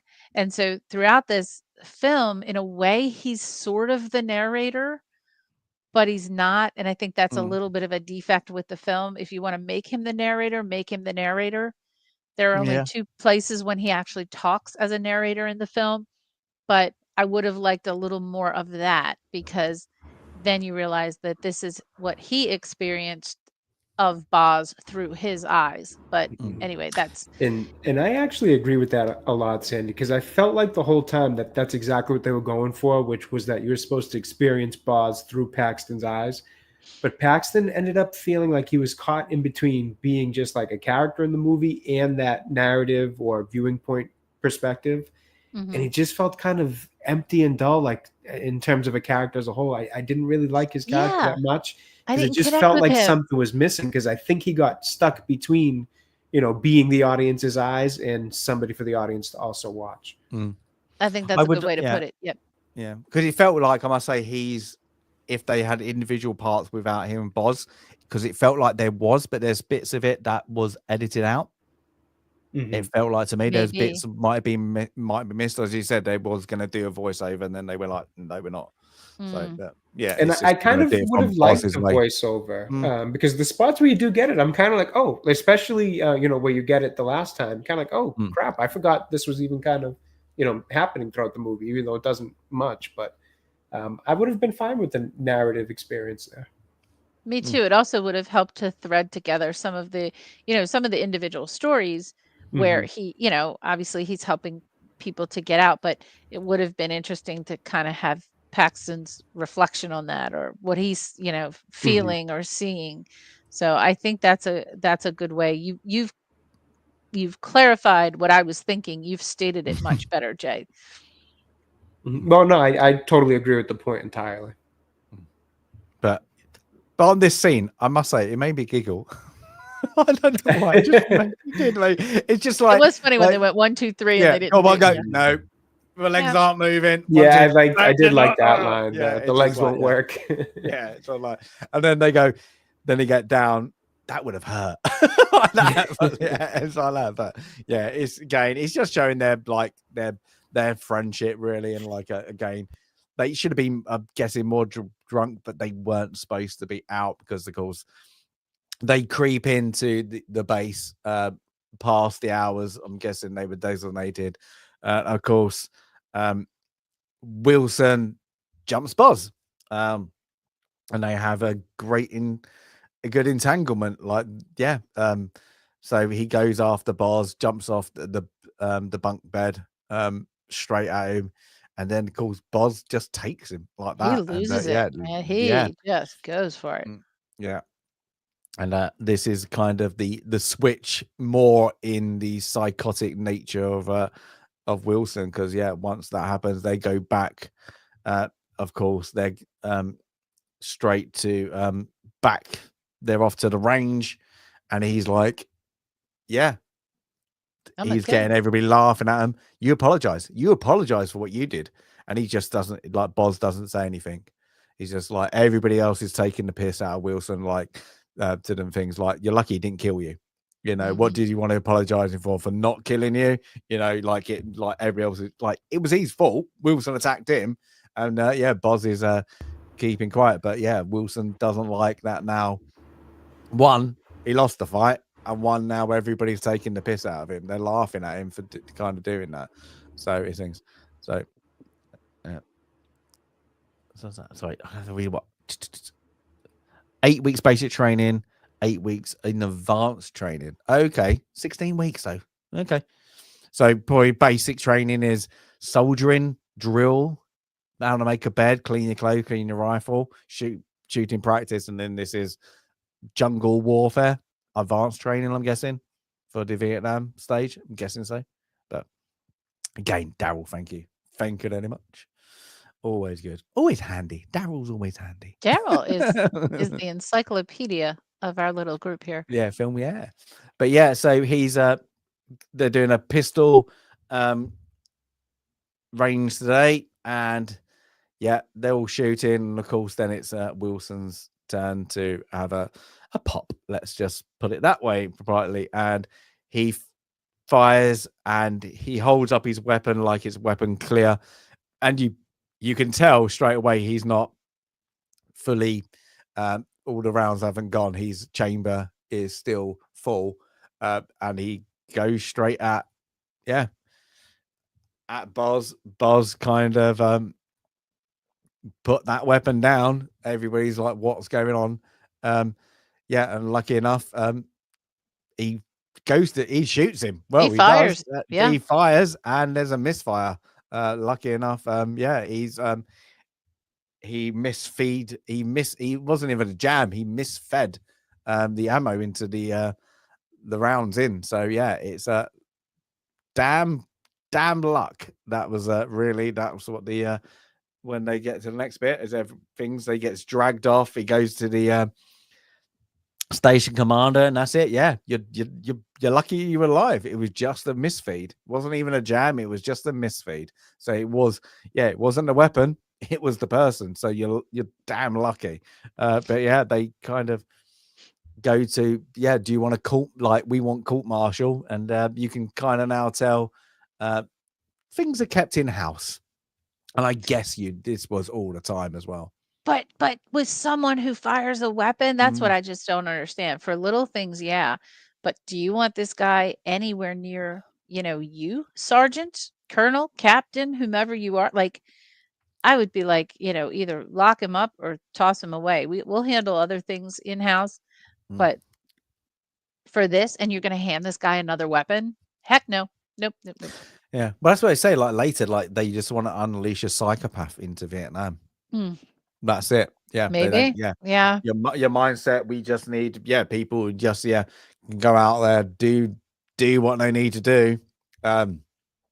If they come back in a body bag after they did what they had to do, like no questions asked. It's a bit of a nasty way of that little statement, but it's kind of how they kind of pull it, because it's kind of, this is them kind of even when Paxton said we want a court martial and he sends him out, and he's like, we're and they like, you need to get him out. You need to, like, to the viewers, that guy should never hold a weapon ever again. He's like years of psychiatric help. And they're like, we'll deal with it in house. But now the next bit is the name of the movie. We get to go to Tigerland, and this is where, let's see if Jay, before I get to the picture, so we're having a briefing. Jay, what's the link of this character? He was in Pitch Black. Yay! Yep. Jay got it. Noticed immediately. Because he's the one I always mix up with the other actor, who now I'm forgetting his name too, so I'm not even going to bother. But very familiar. Yeah, that's it. When he came in everything, I feel like in these early 2000s. He was, and it's like the same year as Pitch Black as well. Oh yeah, that's right. Yeah, it was. But he's I always lose him, because I'm like, I think we said like with Yellowstone, like because he hasn't got his beard. Like now he's just like every time. Is he in Yellowstone? I didn't realize he's the main I suppose like stable guy, isn't he? I can't remember. Like, what did I call him earlier? Matt Gerald is the actor's name. Yeah, so Rip is the thing. So So, but it's it did make me laugh. He was in Daredevil too. All these, it's like the third actor in this film that was in Daredevil. They're all in the same little circle of recycled. They're not recycled, but he was also in Dexter. He was also So I wonder, was it same studio? Was this a Sony movie? Because I thought that Daredevil. Something Tom Barringer about him. Oh, there is. I suppose. Yeah. He was also So now we have the Vin Diesel connection too, because he's been in the XXX movies as well. So we've got. Is that what I thought he might have showed up in a Fast and Furious? Maybe it was XXX. Nope, XXX. No, he is. Isn't he in Too Fast, Too Furious? Oh wait, he is right. But Vin Diesel's technically not in that one. Yes, I was going to say, I'm almost positive he's one of the agents. That Paul Walker's character. Yes, he is. He's the baddie, isn't he? He's like the. Is that what it is? The bad guy. Yes. Yeah, he's the main bad guy. It's all coming together now. It's all coming together now. What they call it? What they call it? Like what they call it? Like there's 8 steps or something. What's it called? 6 degrees of Kevin Bacon. Yes. Yep. That you can get to Kevin Bacon from any person, not just a celebrity, but you can get to Kevin Bacon from any person. But he's a good actor. He's good in this. I don't mind it. So yeah, but then we kind of get them going at movements, and then of course take the lead. I need a pee, so he goes off to starts cutting some wires at a road marker, a post marker, whatever you want to call it, and then he quickly runs back. This is where Sandy, you kind of add things like he's always writing. So Paxton again, he's at his journal, and this bit he kind of gets a bit of a telling off that they like he's having a cigarette. I can't remember the staff sergeant's name, but he kind of gives them a telling off that they broke light, the light rule, I suppose, like that, and then he comes. Kind of really tells them, like about one of his tours in Vietnam. Yeah, his best friend lit up a cigarette. The sniper kind of things we were talking to him about what he wants to do home. The sniper just signaled in on that little bud, boom, and the next minute, his brains was in my laps.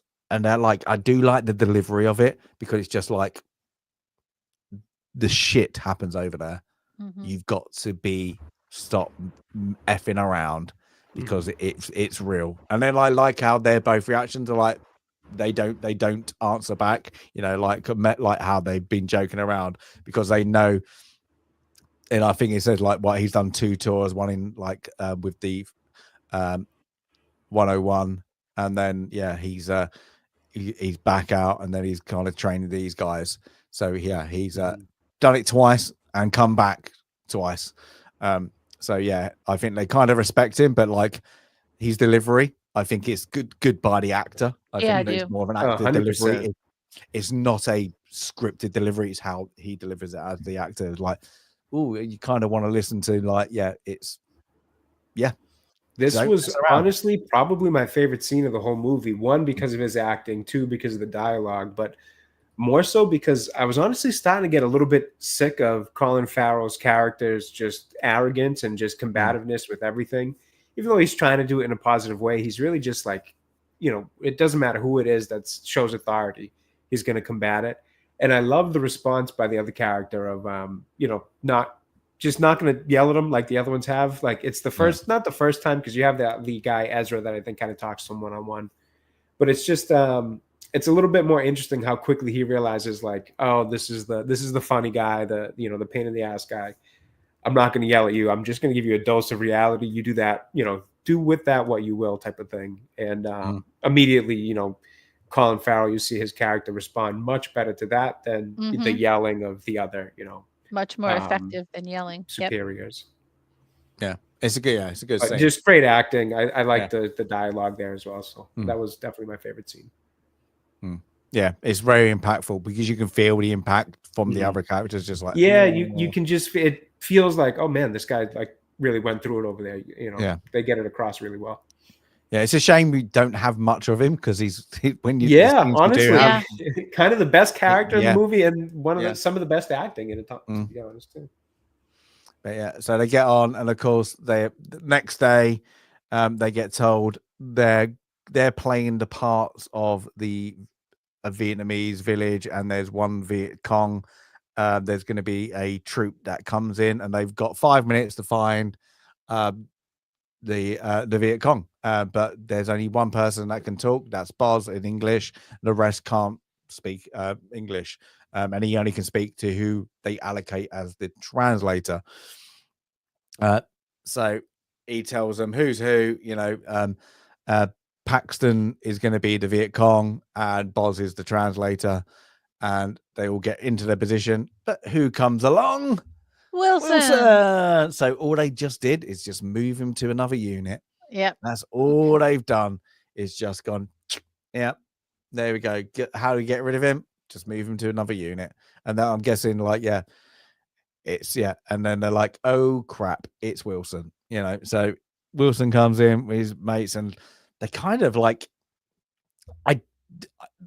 this is where I don't like the staff sergeant, because I think he should have broke it up a little bit earlier. He lets them do it. Just beat the heck out of, Yeah, there's a slight he does pull it up, but there was just a bit too long. because like when even when Wilson smacks Boz to the ground, and then when they drag, like throttle him with the rifle into his throat and drag him down, and then he starts kicking him, and then he butts him with the rifle butt. That's when he stops it. I'm like, is that like, like do you want those kind of men serving with you? And it's like, you Well, wouldn't. and do you want your men injured before they're even going off to war? Because this, there's, toughening you up is one thing, but possibly debilitating you because you've been cracked in the back of the head with the butt of a rifle is a completely different thing. And I'm sure it's the same in the British military, but my dad tells the story of, when he got in the most trouble in the Navy was because he got a sunburn. And because it was your fault. Took his shirt off on a beach and got sunburned, and he, quote, damaged military property. And you do not damage the property of the United States military. So that was, and he had to do extra guard duty in his very thickest, wooliest, clothing while he had this god awful sunburn.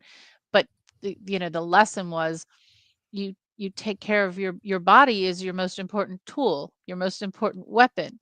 And it is also the property of the United States government, and you don't mess with it. And so I can't imagine the sergeant in any situation standing by with this guy being choked, and battered.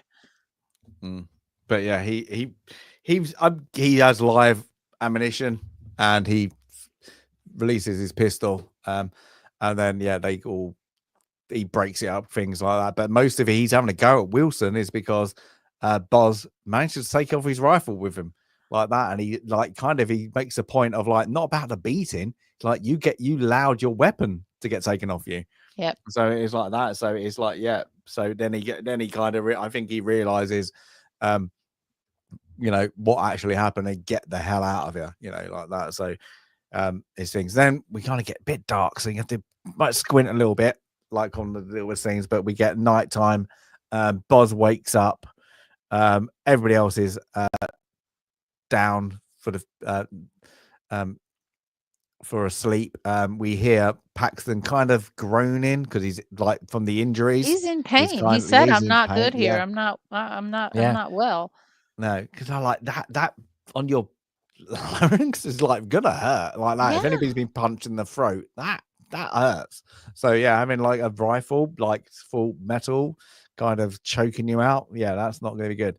But but Boz goes for a run. You can't really see it because it's really dark and saturated anymore, but he's off to that post, and he gets chased by one of his fellow soldiers, who kind of goes, "I'm not here to join you, I'm here to tell you that Paxton needs you."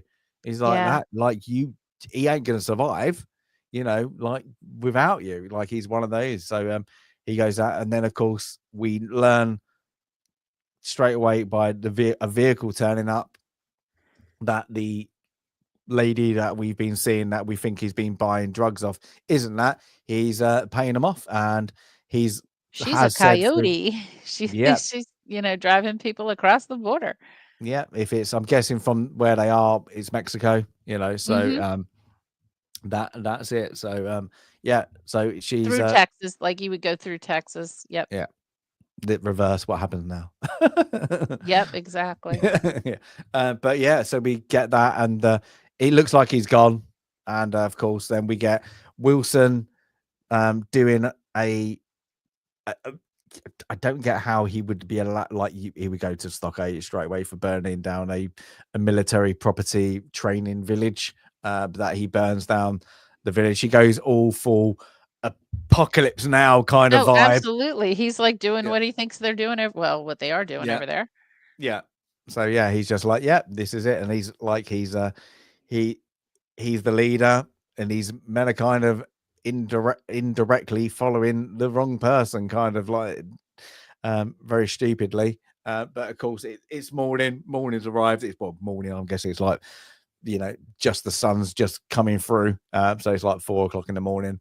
Of course, Staff Sergeant realizes, get up everyone, it's time to go. where's your sergeant? Where's your sergeant? And why is his rifle there? Why didn't you take his rifle? And it'd be like, don't know. And of course, sorry, just went for a piss like that. And of course, the staff sergeant's like, you do never leave your rifle without you. If you go for a piss, you take your rifle. It's a basic standard thing, so he should know it. But yeah, the I can't remember the soldier's name, but he's like, gives him a wry smile.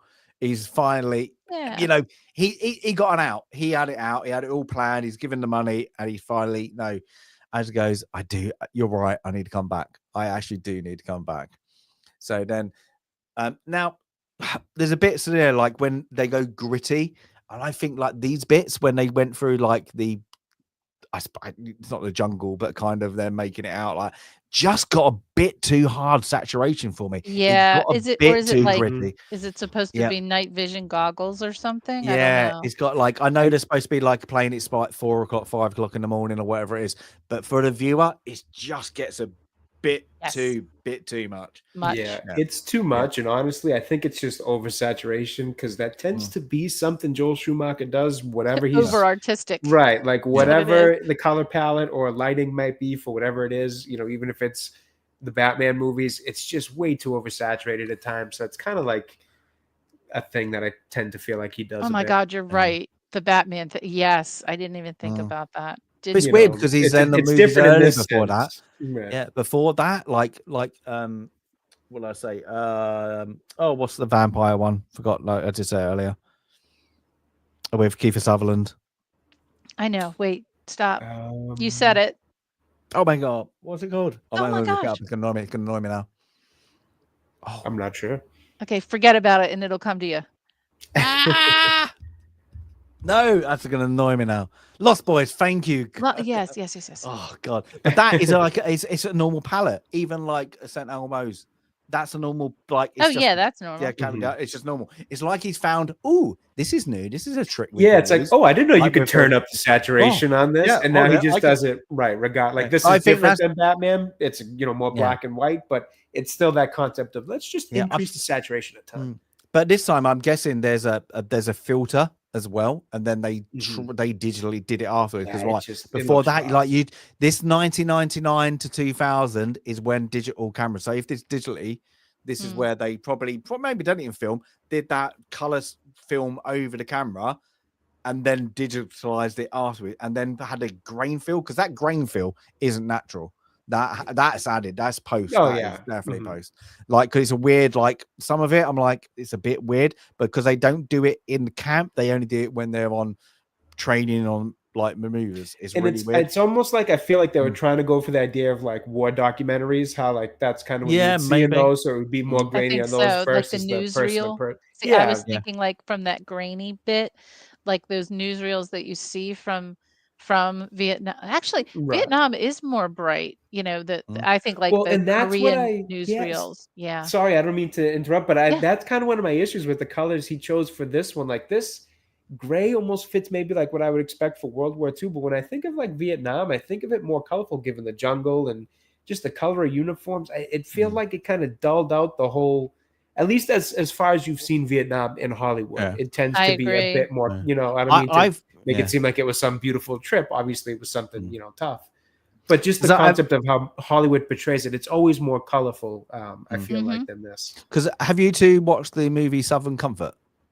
I have not. I've not. That I can think of. Okay. It's you got to think of it like it's like a training in the deep south, and I think that gave it loads of green and browns in that film, but made it like dark like that. But everything, all that, those colors popped.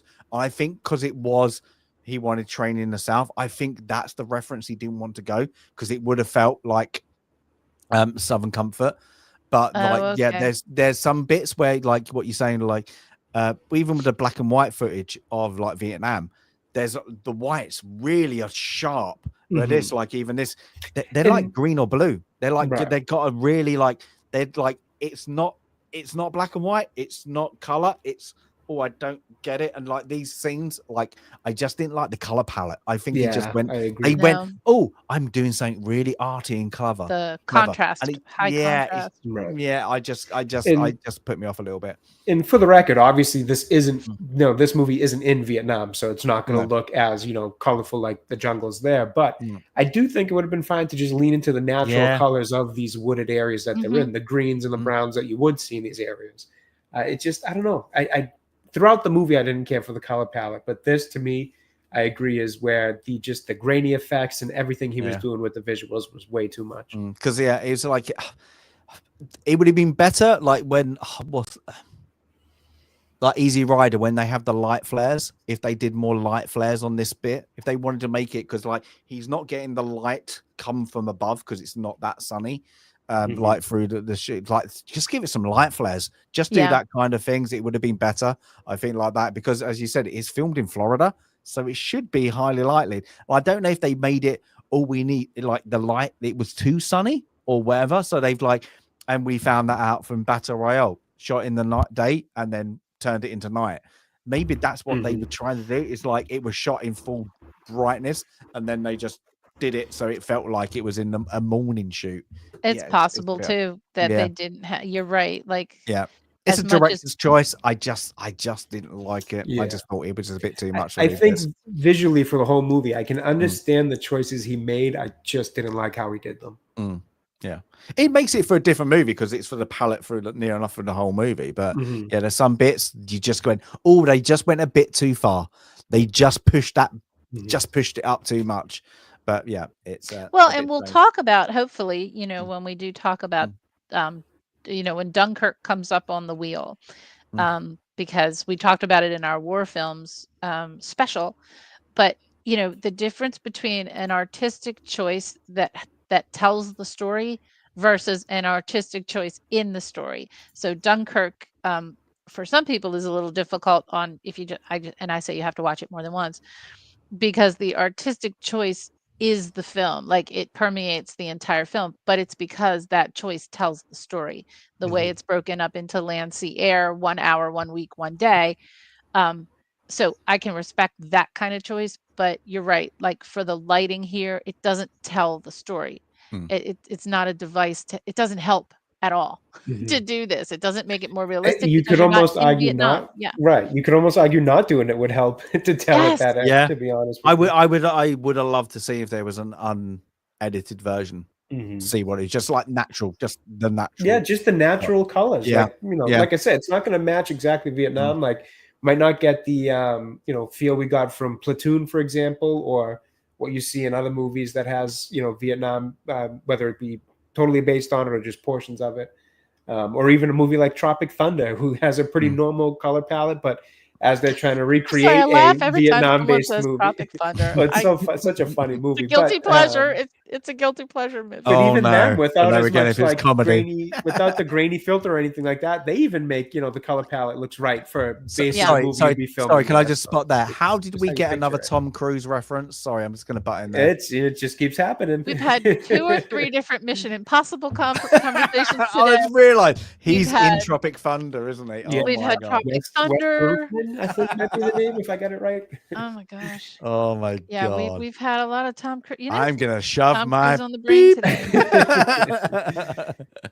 Oh, okay. Yeah, that's just kind of the colors I've always attributed with seeing Vietnam-based things from Hollywood on screen. So it's just a little weird to see it so dulled out and grayed in this one. Just again, interesting choice. Yeah. And of course, so we get Wilson, of course, he's leading it. They're doing now unit against unit, I suppose, like that. So they're going ahead. And of course, Boz is taking the lead of the other unit. Wilson's the other one. They get to a bridge unit. This goes on a long time too, by the way. Yeah. The suspense of trying to get to it. So we see Wilson take off his flash muzzle, I suppose you want to call it. Now, if people don't realize, and I think most of the people will do, even if there was a blank and he took that muzzle off at close range, that will kill. So yeah, we learned that in the Alec Baldwin trial. If you watch the testimony about the differences between a dummy round, a blank, and a live round, and a blank, and that's what killed John Eric Hexum as well. Yeah, I think it's like 3 feet. If you're in with like that range, a blank will have that much pressure in it. It's going to kill. So that's why they have these muzzles. So he takes it off, and one of he starts to load in live rounds, and one of them goes, "They're live rounds. They are live rounds." But nobody. This annoys me. The guy sees him putting live rounds in, sees him uncapping the muzzle, and the guy's not screaming live round. He just says he's got live round. He's not that soldier's not the one screaming. That soldier's not like trying to stop him. Like, what the heck? But maybe a bit of naivety, like he's a friend, but he doesn't know what he's going to do. But then you've got to, like, are you scared of him that he's going to turn the weapon on you? You don't know the mindset, I suppose. But I get, like, they quickly dash over that. I don't think it's a point of the movie that you need to think. It's just like to say, oh, it's doing. Originally, it was shot in 16mm film. Okay. So that's going to be hard to go. That would explain it, Daryl. That would explain it. But then, like, you've got, like, how you say, like, you've got other directors, and like who's been like when like Quentin Tarantino shoots in different variations of on film millimeter different ratio. He throughout the movie to give you that kind of stylistic thing, but he still gives it that natural. That film natural. This is completely manipulated to make it feel like this could just be overcooked. Millimeter. It's like overcooked. It was what do they call it? Over engineered, overcooked, over developed. Yeah. So we get on, and the ambush is coming on. They know they're coming that way, and it's a very very simple setup. They come, you know what's going to happen. They come to the point. And of course,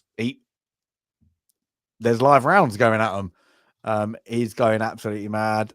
Wilson, is then charging at him, going absolutely, full blood rage, blood hate, whatever you want to call it, at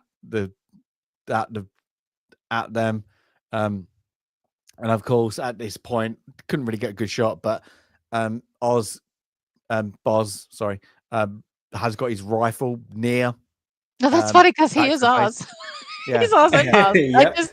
Oz and Boz. I hadn't done it yet. Yep. And he just literally takes the opportunity to kind of have that pressure to kind of blind his mate, but not quickly.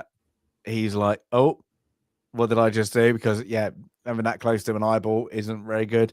But then the staff sergeant comes out. Bloody drop your rifle. You know, if I don't, I'm gonna shoot you in the head.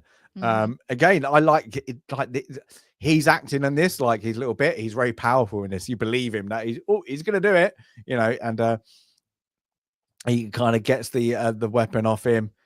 He puts it up in the air, and then he slams into the ground. Again.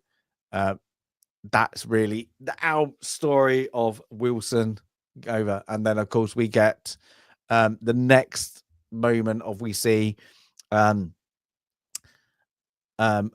group singing. I don't know what the song was. Like, I'm guessing it's either an old Vietnam song, you know, like they're taking us to find somebody for Charlie. I'm guessing it's a historical song. I'm guessing it wouldn't have been made up. Maybe, I'm not too sure. Chat. Oh, Daryl, find out. Daryl. So they're singing a song about that whilst, of course, I'm guessing this is right in the morning, because this is the raising of the flag, morning ceremony. It's every military base. Anybody who doesn't know, the flag gets raised every morning at any station, anywhere in the world, and one raises, and then you have one person there to make sure you've done it right, and then one salutes. But at this point, you've got a couple more, and you always salute the flag. If it's your ensign, or it's your national flag, but it happens everywhere. I was at a base that they didn't realize they had one upside down for like a day. Oh, heavens. Yeah, that one of the MPs who put it up he got charged. Oof. So he got military charge for putting the N sign upside down. I can attest that we do this at Girl Scout and Boy Scout camps as well. That in Girl Scout camp, as soon as it's sunrise, and it's a different time every day. So, you check to see when the official sunrise is, and there's somebody raising the flag, and there's someone doing the Girl Scout salute, and we're singing the national anthem and saying our Pledge of Allegiance. And that's and at the embassies in Washington, and actually the military installations in Washington as well. If I happen to be hiking around on a Saturday or Sunday, and I know exactly when it's 8 a.m. because at 8 a.m. all of the U.S. embassy, all of the embassies, the foreign embassies play the United States national anthem on loudspeakers at 8 a.m. And it's really cool because, you can be walking down the street, and what's really nice is like when everybody stops. And I love that. And I was around the Navy Observatory up right near the British Embassy. And I was actually doing a live stream with some folks on here now. And it was 8 a.m. and I heard it and I stopped, and here's the national anthem coming from the Naval Observatory. And you could also hear it across the street coming from the Embassy of South Africa. So yes, we love our flags here. We do love our flag. Well, I don't know. Sorry, just to go on the flags. Is it I wonder how many countries pledge their allegiance to the flag?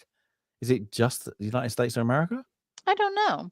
But we pledge our allegiance to the flag and to the republic for which it stands. Yeah. So it's the flag, but the flag represents our republic.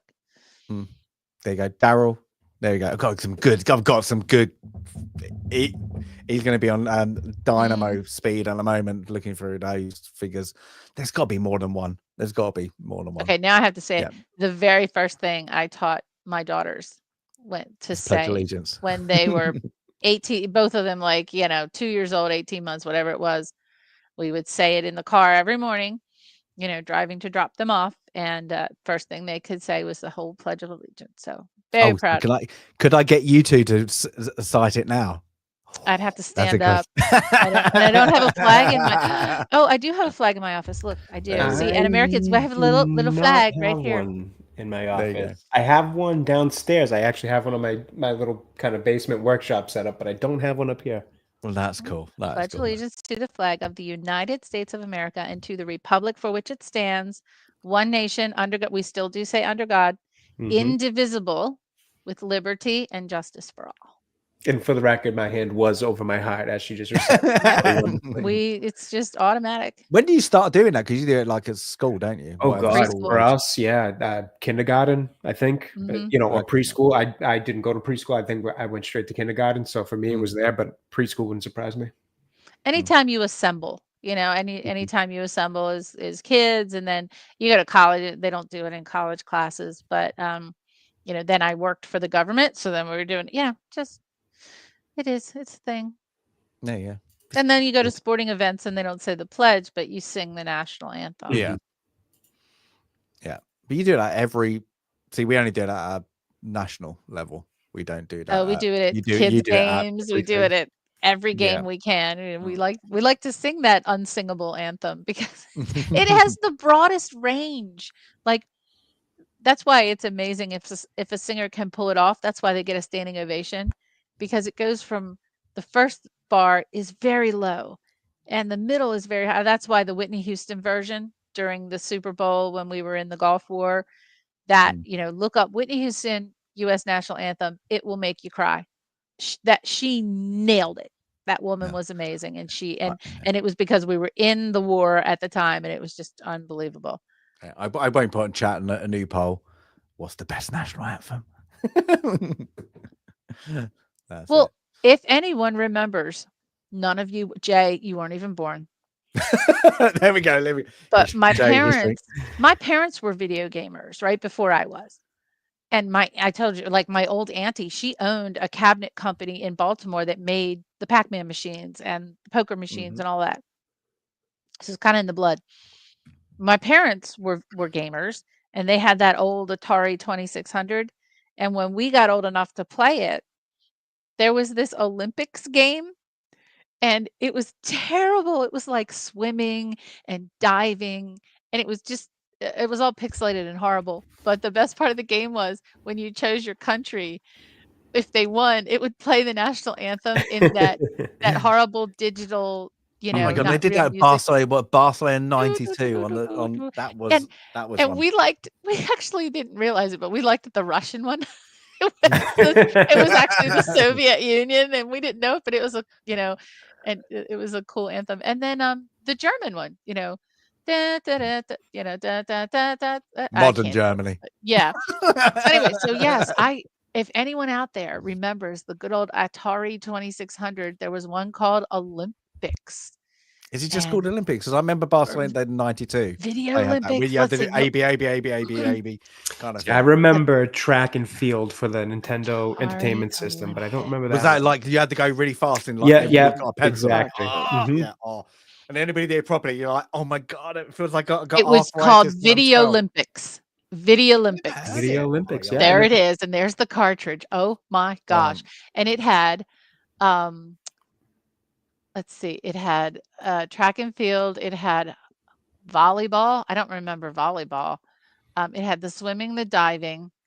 I think I like the diving because like if you that's terrible, but if you screwed up and the person just belly flopped, I mean it looked like they were it was bad. It was just it was gross. See, but I like the hurdles because you have to go it's to complicate, like you have to like learn how to do your jump, and everybody used to do it. Oh, it's gonna be funny. Yeah, I used to love that. Well, the track and field I used to love.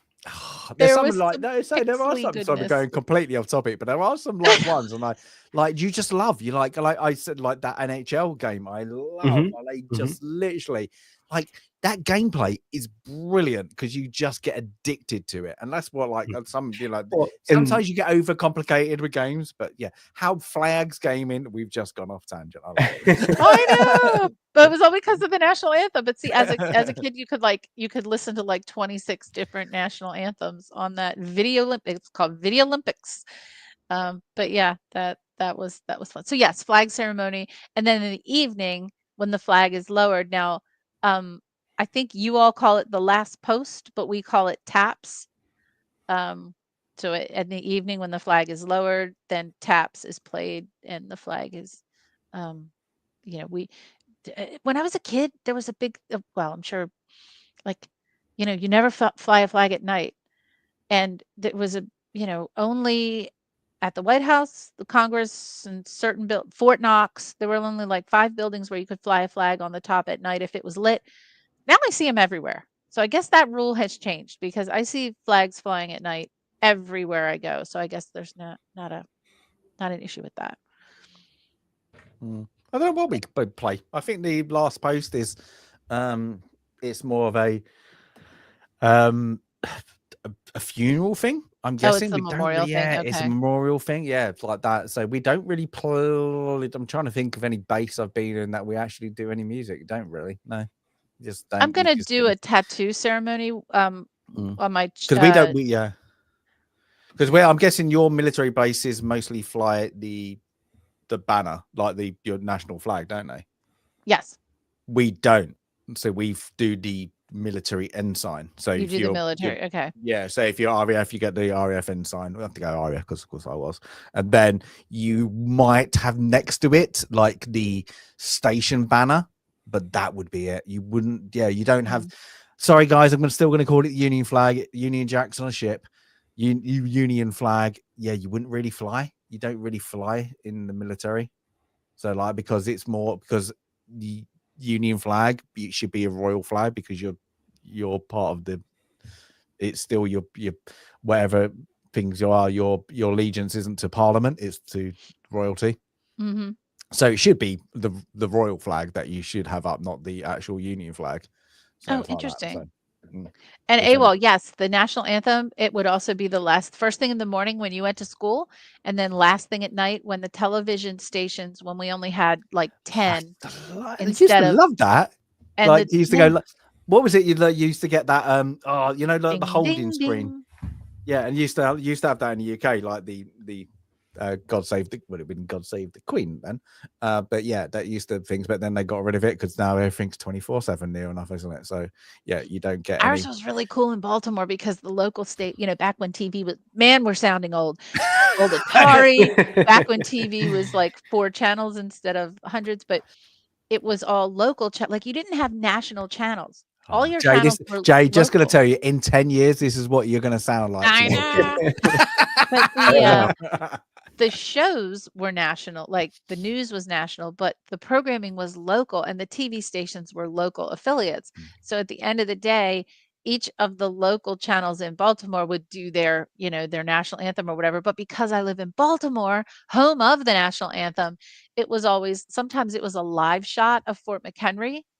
And that was, by the way, that's the other place where you can fly flag 24/7 is at Fort McHenry, where the national anthem was born, because that flag must still be there per the song.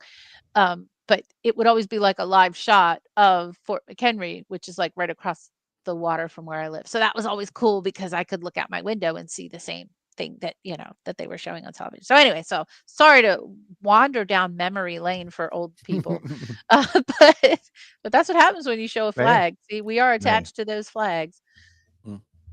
Back to the story. But I think this is good, like, because they showed the flag, you got the song, but I guess it is a Vietnam song, and then you just see the trucks one after another, and it's obvious they're shipping out, they're going to Vietnam, and of course then we get like they're all getting cars called to go thing, and then Bars kind of goes up. Paxton's there, he meets him, and he's of course in dress uniform, so he's been he's out, he's for now, and he even says I'm out, but I'm now, it's not fully permanent damage. And I give, right smile by Buzz. Shot. Heck of a shot. And then of course we get a little bit of banter, I suppose, between the two. Like, he's like, well, write to me. Yeah, I'm not going to do that. I'm Buzz. Yep. Kind of back to being as like that. Yeah. I've already I'm off. Don't worry about me. Just live your own life. And then of course he gets onto the bus. I'm guessing it's more like a bus, isn't it? Like that. And then of course there's a sergeant there. I'm sorry, Sergeant, for giving you all the shit, I suppose. And then he's like salutes him back. And of course, I like that bit. Just like that last, I'm going to Vietnam. Just I'm going to give you the bird, as you would call it. And then of course that is Paxton's like, I'll write about you from my journal. And on towards him, I've got your journal. Like that. And I like this because this is what you would do, because he's not ripping it up. He's just taking out the pages and throwing flinging pages out. Yeah, he's flinging pages. So he's going to get them back. It's what you would do. You would just be like, I'm not going to like rip them up and set it on fire so you can't read it. I'm going to make you go and run for them like that, because we're going to Vietnam. You've got the things. You can go pick up papers. You can go. And I do like what Jay. I like this bit where it's right. He's when he starts the rating here, he's right, because it gives a bit of what. Yeah, if they did it at the start, that would have been great. Just have like an introduction of him going throughout would have been nice. Yeah, because his voice adds a nice element to it. Yeah, it tones it out. It feels like if they had that kind of. I'm trying to think of other movies that do like the war movies. It's not like, maybe like Charlie Sheen's, just how we just kind of monotone kind of talks like for it. Yeah, not the bad things, just kind of that. I don't think you needed it all. Not over the top, like all the time, like that. Where you get just like in stages, just literally little stages, just little transition points, or just to fill out a little bit of some of the kind of background. I feel like it would have only helped me like Colin Farrell's character more, which I'll get into kind of afterwards. But it honestly caught me by surprise here too when he started narrating. I was like, oh, where the hell was this the whole movie? Yeah, but he's off, and then of course he's left behind, and he just kind of. The end of the movie, but he kind of thinks, I never heard from Boz ever again. Some people said he died in Vietnam. Some people say he stayed out there. Some people said he got to Mexico and they saw him years later with a pretty girl. That's it. That's all you need to know. That's it. And it just kind of ends. Yeah. So yeah, it just fades out like that. So yeah, it's like I'm probably going to go into mine is why I picked it. And the reason is like I enjoy this movie.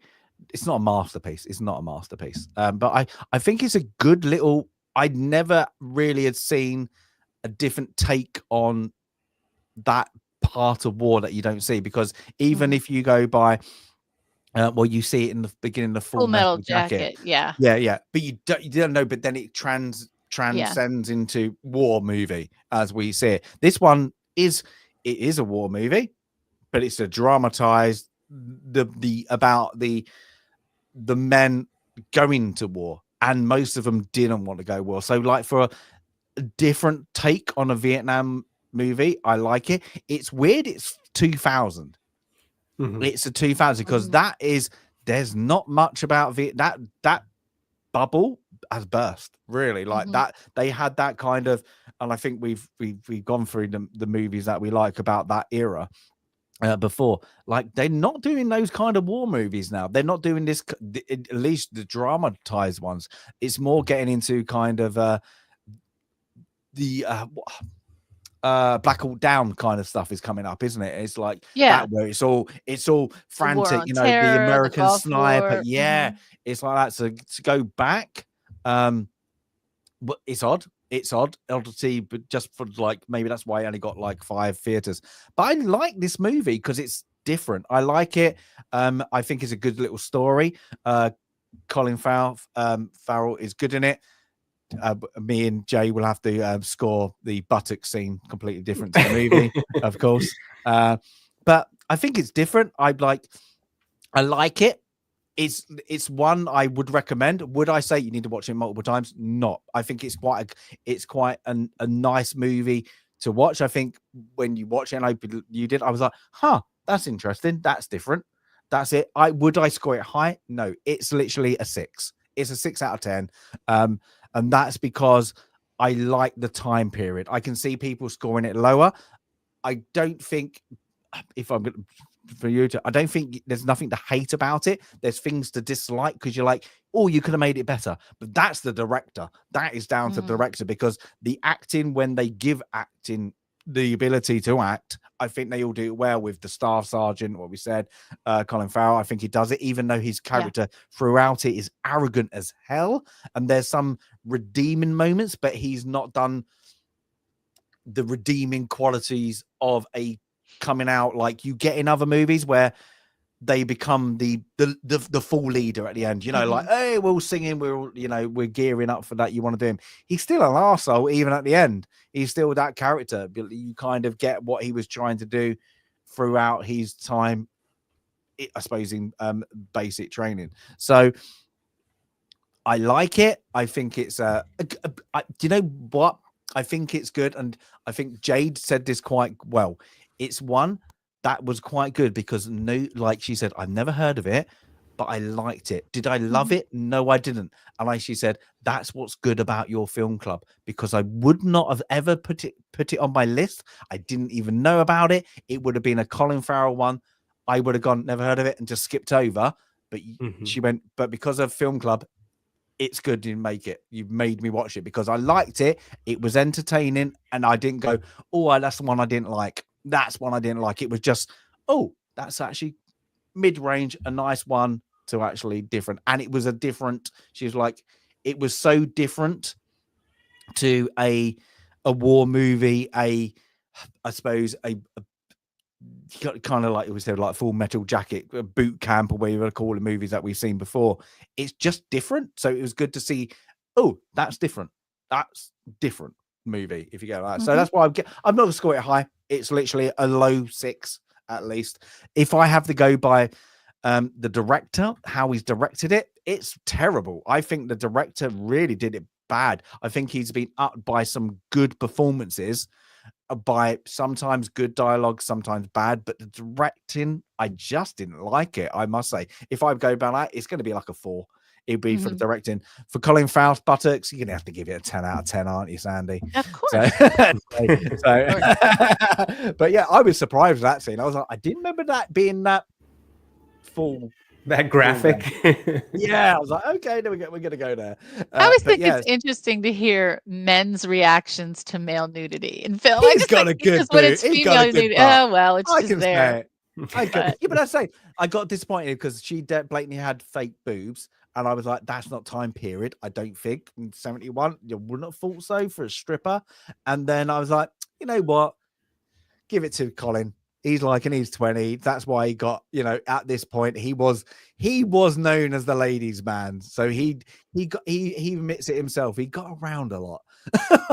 So, but fair, he's got the Irish charm. So I let him off for that because I'm half Irish. So there we go. So, but there we go.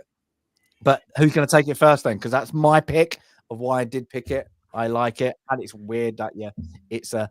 What's this movie? But go on, Jay, guys. I'm hearing someone else who wants to chime in, I think. I know. Yeah, so I'm actually going to go really quick here if you guys don't mind, because I just got to make sure everything's all set in the background. My wife is with Baby Nerd Takes, but just here I'm going there, so I want to make sure they don't need anything from me. He's asking, like, he can't say it, but he's like, what's a buttocks? Yeah. I will go very quickly. Who is Colin? I kind of, unfortunately, this movie for me falls on the latter side of what Stasis was just talking about. To me, a failure by the director. I did not like a lot of his choices, if not most of them. I understand what he was trying to do with some of them, artistically at least, but it just didn't work for me. The look of the movie was too bland, and the use of that grainy filter was too much. I didn't love the characters. Colin Farrell's character, kind of like you said, Stasis, he's a bit arrogant a lot of the time, and they almost want to lean into like some of that arrogance goes away as he starts to develop relationships with his fellow soldiers, but there's just not enough of it. And by the end, that little bit of narration they give almost wants to kind of set him off as if he was, really this nice, sweet guy. But I couldn't feel that from his character. He just felt like the too cool for school kind of guy way too often throughout this, and pushing back on some of these guys who very much were just, doing the job. Yeah, do some of them go a little overboard? I'm sure. But like you said, some of these superiors, it comes down to, if you can't handle just me going a little overboard, you're not going to be able to handle what's out in Vietnam. And two, he's just, it's like they're here to, like they say, teach you how to stay alive. And he's just way too combative with them all the time in this, laid back, I don't really care kind of manner that just was off-putting. So I couldn't get into his character. And then the same issues we talked about with the Paxton character earlier, where he felt a little lost somewhere in between what they wanted to do with him and the audience. So I give it about a 4. Would I say not recommend? No, I think it's interesting. I thought, like, as a fan of Colin Farrell, at least, I thought it was interesting to see a part of his filmography I never had before. So I would say watch it. I don't think it was a 4 that's like, oh my God, that was terrible. Kind of like you pointed out. It's not so much that I hated anything. There was just too many things that I disliked stacked, one on top of the other. So yeah, it's a 4. I would say check it out if you're interested in war movies. I think your point about it being a different perspective of war movies as well, where this is more set in the training portion of it, was interesting. So 4, but check it out, and I will be hopefully back in a couple minutes here. I think Nerd Takes Jr. might also want to comment on the artistic choices as well. I think that's why he was making a racket. So I'll just go to my score because it's right in between both of you, and I gave this film a 5. I do like you, James. I do like that it's covering a different part of the military journey in, covering basic training and the subject matter, while it was slightly out of place for the time, it's always interesting to me. So that was interesting to me. In addition to everything both of you've covered, talking about the character setup and development, it was a little challenging for me, and it always is, when I have a whole slate of characters and I also have them all in the same uniform. And I couldn't, for a long time, distinguish one from another in the film. Even when I was looking at their names on the uniforms, some of them looked kind of alike. So that was a little hard. Now contrast that with, we just watched A League of Their Own 2 weeks ago, and you've got, 16 plus young ladies all in the same uniform, and you could clearly distinguish each one of them. They all had their own mannerisms, and in addition to the accent, right? They had mannerisms, they had a story. We quickly learned that. I think what's missing here is what's missing in terms of the distinguishable characteristics of the characters makes it a little bit of a struggle to follow along and to know who's what, and to know, okay, wait a minute, this guy was the bad guy. No, now he's the good guy because Colin talked to him, but now Wilson's the bad guy. And we've already called everyone Wilson. Now, even during our review, we called Miter Wilson, we called Paxton Wilson at one, so it just got a little confusing. And then the story itself, I actually think it's quite an interesting story, and I just wanted it done a different way. Like, I think it is quite an interesting story to see someone who's kind of the anti-hero, who's kind of assessing whether or not his colleagues are going to even stand a chance in Vietnam, right? So, and that's why he's helping them to get out. He's not helping. Guys, sorry, I got to cut in really quickly here. Yeah. I do have little baby Nerd Takes with me right now. So he was all nice and settled down. Hello. I do have to jump a little unexpectedly. That's fine. Because I do just have to help him out here with a little bit for the next feeding and all that. So I will check back in and see what the movie is on the wheel. But as always, chat, thank you all for being here. And to my co-panelists here, thank you so much for another good film club. That's right. Bye, thank Jay. you, Peter. Thank you, Peter Parker. Peter Parker has left the building. Tell your kid, I'm Spider-Man. Spider-Man, chat. Take care, guys. Have a good one. That was like cool. Yeah, but that was like, I think the story's interesting. I do, and I think there's actually more. There could have been more to the characterization, had it just been done differently. So that's why I gave the film a 5. I do recommend it. I think it was interesting for sure. I just think that the shortcomings that we've talked about prevent it from being rated higher. I'm sorry, Daryl. I saw put the baby on. I didn't. Nobody puts. Don't you put baby in the corner? Don't you put baby in the corner? No one puts baby in the corner. That's not on our list. That's not on our list. Yeah, it is. Is it? Okay. I didn't put it on. Someone else did. I did not put it on. Okay. It's not one of my faves. Jay. I'll blame Jay. Might be Jade. Maybe she did it. Like she likes that. Been me. Yeah. So maybe it's a classic though. But yeah, but I think like you're right. I think with the movie you've got where like you've got a platoon. Let's call it a platoon. Of characters, but the like where you have other ones where they've got nicknames. I don't get why they've not got nicknames yet. Oh, because you're right. in the military they sometimes. do. Because and it matches a characteristic too. Yeah. Usually. So like everybody I knew in the military always like you pick nicknames. So you always have one. Unless you've got like a good surname that you don't really need one, but most of the time you do have nicknames and you get personalities. So why they didn't have their nicknames with them, they should have called them by their nicknames, not what they're they're like name tags, because their name tags like it's so saturated because of the greens and the PAL greens. It makes it look, you can't really it's really hard to read some of them. So you get missed things. And I think some of the characters that isn't Wilson, Miter, are just lost. Even Paxton, he's lost in this movie because, and that's what I'm saying, I think there's something edited out. I don't know why. I just feel like it's been edited out. I think when you said that earlier, it made me think maybe it was. Now this film was 1 hour and 40 minutes. It's not too long. No. But again, I don't know, okay, if there was something else there, would it have really added? I don't know. No. I don't know. I think they did it because it was like maybe they realized what they had with Colin. He's good in it. His character's arrogant, but he's very good in it. Like, the acting ability, I think all the cast, like what they were given. I agree. There is like they do it really well. Even like the small like ones that we said, oh, we've seen them in something else, or like Broadway Empire guy. They all do it really well. Everybody's got that little.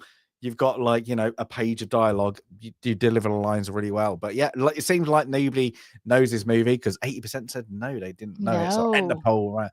But yeah, I think it's a good because I think we've had discussions as well. I'm not like when we had like about the Vietnam War before, like that whole time period before, mostly for me. And like the political changes, so like to see like a different take on a Vietnam movie, because I'm hell of a lot I've watched a lot of them. I think it's like it's good. A little, oh, that's different. It's like when you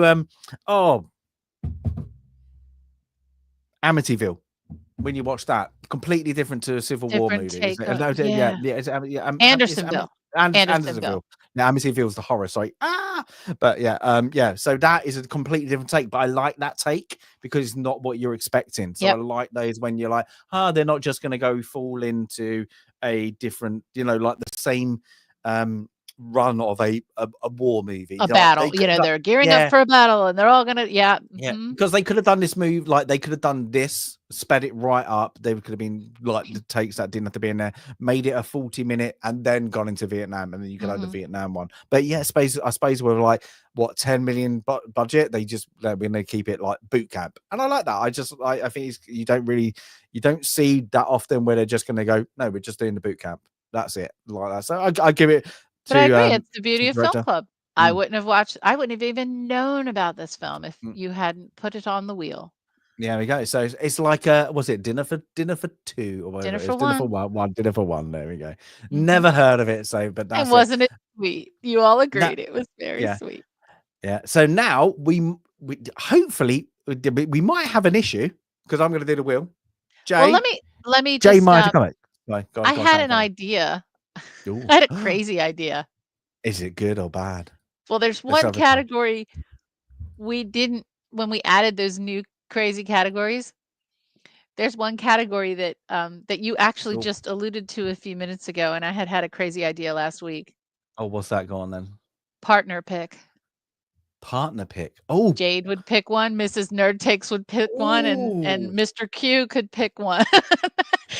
But we'd have to put some rules around it because my husband would pick something really bizarre. But how wild would that be? Talk about a film. Okay, let's out of left field partner pick. Do I really want that? Because like it's gonna be something terrible. Like, we're gonna have to watch. Was it Romy and Michelle's? No, Romy and Michelle's high school reunion. Oh God, my husband would pick that. That's his. That's his kind of thing. He would totally pick that. Oh yeah. Okay. Let's pull. Let's got it. I'm gonna add it and then do a shuffle then. Okay. Let's add this quickly. And if it comes up, then we come back the next week and each of us has to tell what our partner picks were. Yes, that's it. Yeah. So if a Jay gets his one, of course we're giving things, he'll do it and then he'll announce it next week. I think that's it. I think if we do that, you have two choices. I think sometimes you might go, I've got it, bang, you can announce it. But I think sometimes you're like, I need some time. I think so. I know my B movie. My B movie would always be the same. Okay. Not gonna say it. Okay, let's say partners. Okay, Sandy's part of the pick, Jay's part of James is part of the pick. This is I don't know if this is a good idea. It's a really bad idea. That's why it's a good idea. It's a bad idea. Okay, let's put him on. I'm gonna do Gallagher. My husband loves that movie too. He loves all Devil. Trashy. Now that is actually not a bad movie. I'm going to give it that. That's not a bad movie. So yeah, Devil's Wears Prada. But yeah, all right. I can still see the will. Okay, all right. Let's add this, and then I'm gonna do share screen. Okay, there they are. Okay, down the bottom. All right. We're gonna do a shuffle quickly. I'm gonna do 1, 2, 3, 4, 5. To make it things okay. Now this could be, if it comes up, this could be like if it comes up, oh my God, that's it. She'll pick something bad. I don't know, miscongeniality or something. Oh my god. Okay, My here we go. husband likes that one too. He likes all those girly films. The girly pics are gonna And come music from your ones. husband. Like he loved like Bohemian Rhapsody and Oh, that's not bad. I don't mind that. The Elton John one. Those he likes all Rocket Man. Yeah. Yeah, Rocket Man. Yeah. That's it. Okay, let's do this. 5. Wait. I'm gonna wait for this. It's gonna be things. I'm calling my pick Moneyball. Oh, if it's okay, we're gonna. Oh, if it's just your pick. Okay, let's do it. There we go. 1, 2, 3, 4, 5. Hopefully, we still haven't had a Western. We still haven't had a Western. Let's go for it.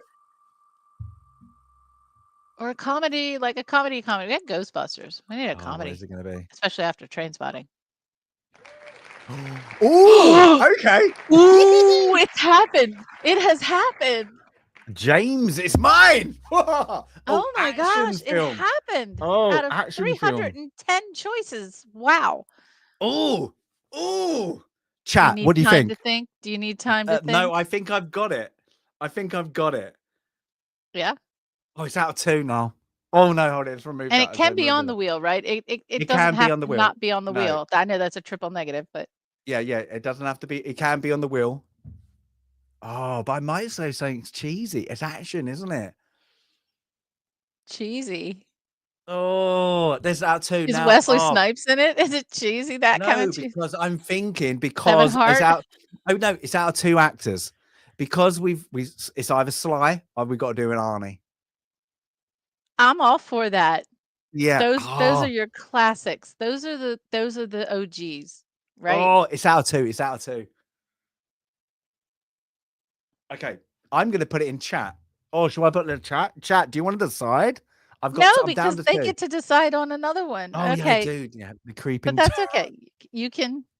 Give me a moment. It's your choice. You can let chat choose. At least we've got. Oh, I don't know. Oh, this is going. I really want to watch one. Put it in chat. No, I think I'm gonna. Is it Sly or Arnie?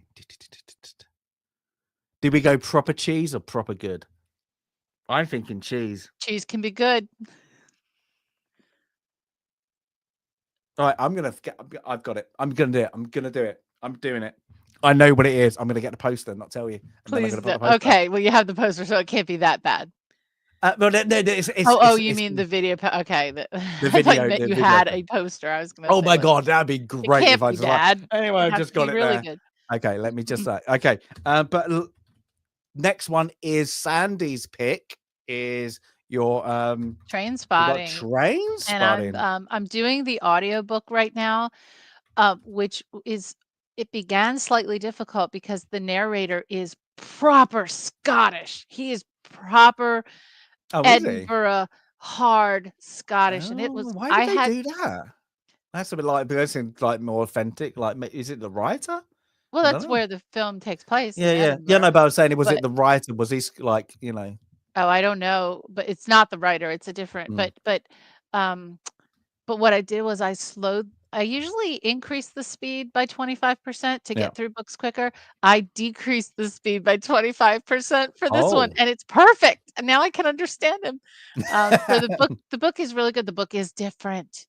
It is different from the film, so I'm enjoying the difference. But yeah, Trainspotting, tough film, gritty. All right, for just teasers, mine's between 1990 and 1995. There we go. Any clues? Anybody got anybody? Action movie, early 90s then. And it's got to be an Arnie one or Sly. Or both. No, please not the Expendables. Please no, because between 1990 and 95. Oh, right. Oh, go on. Any good guesses? Let me just upload this. Oh, this is where chat's going to be like, oh my god, Batman Forever. No. Oh god, that was the worst part of that. Oh my god, it's actually an Arnie one. Oh my god, this is. Okay, hold it. Too many villains in that. That's one we need to talk about. Like when we do worst films, we do need to talk about Batman Forever. Although you guys talked about it on your special. I'm actually going to have a look. Sorry, I'm going to cheat just in case. Don't look at the overlay, Sandy. Now this is worth it because because it's the first one. I'm like, oh, is this right?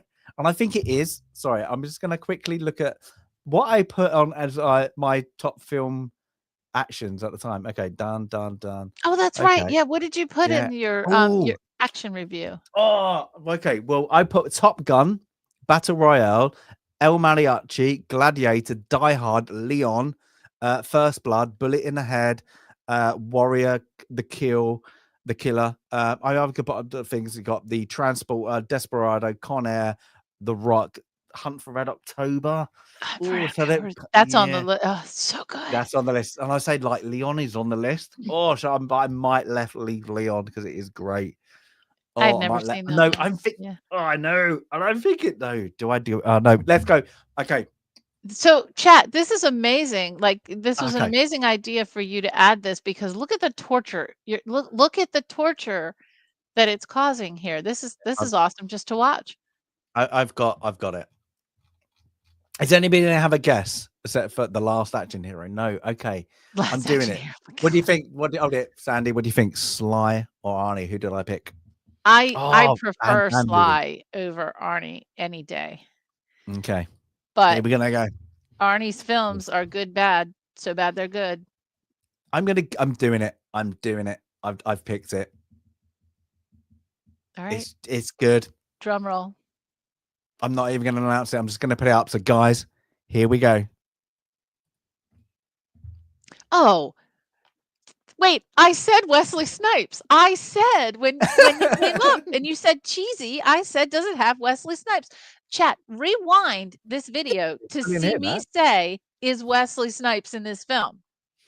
So the action movie will be Demolition Man. I called Wesley Snipes. I've gone for I've gone for a good cheesy.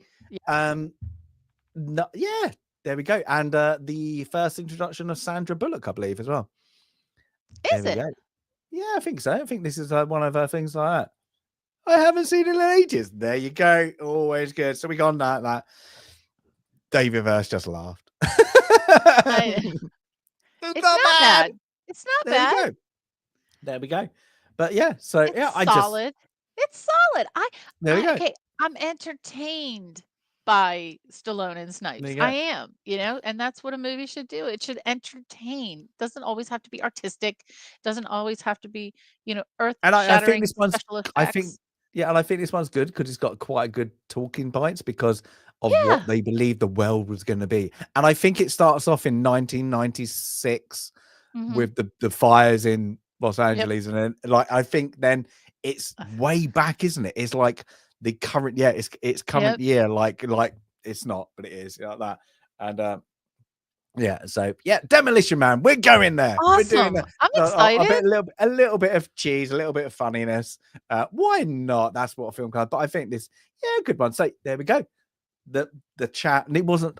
You sure everybody saw me shuffle? So there we go. So so everybody heard me say Wesley Snipes. It's very rare that we guess, we guess correctly on this show. So yeah. So my action movie's been picked, and I picked Demolition Man. That's awesome. There we go. I'm excited. That's it. So we got Train Spotting next time, then Demolition Man, and then again. Who knows what we don't know what the wheel's going to take us. Don't know what the wheel's going to take us. I have a question for you. I wrote down a question to ask you. Ooh, and Jay, and I'd love to hear in chat. So after our conversation last week about the trailer have you watched it again? The Superman trailer? Has anyone watched it again? Have we had any other? Because I'm going to tell you, I maybe was a little too harsh in hating everything about it. And hating Lois Lane so much. I still hate Lois Lane, but I still think because this was the only thing I had to look forward to this year, I still think I'm going to give it I'm going to try to give it a fair shot. So I'm going to tune out any of the other, commentary on the trailer. I think we do that too much. Other than the whole Snow White thing, I think we spend too much time debating trailers and not giving films a fair shot. So I have reflected and repented slightly. I'm still going to look forward to seeing it. I need to look forward to this film. So I'm going to look forward to it. I liked it. And I think this is a modern day mistake. They give too much in the trailers. The trailers should be teasers. Yes. They should not. You go, it's interesting to me. I don't know what it's about. But I think it gave too much. You don't know the plot, of course. You're never going to. But I like a teaser trailer. I like not just like 2 seconds of like that. They're stupid, but where they're like, oh, it's interested me enough to go and have a look. Not we're gonna like. It's sometimes trailers don't have to be longer than 30 seconds. I don't get like nowadays, like you can have 6 minutes of a trailer. You're like, what are you doing? I've seen the movie, and then you watch the movie, you're like, I just watched that in the trailer. So I think it's a bit bad, but like, yeah, I just think, as I said, I was intrigued. That has made me unintrigued, especially like the Fantastic Four. I wasn't really hoping much from that just by the casting. And I think that's going to be, that's not going to make a lot of money. I don't think. I just don't think that's got to be a low budget, be quirky, because I don't think the Fantastic Four, because they've not pushed it, is excitable enough. Like the only one I think they could do well that I think would make money is if they did X-Men right, but without rebooting X-Men.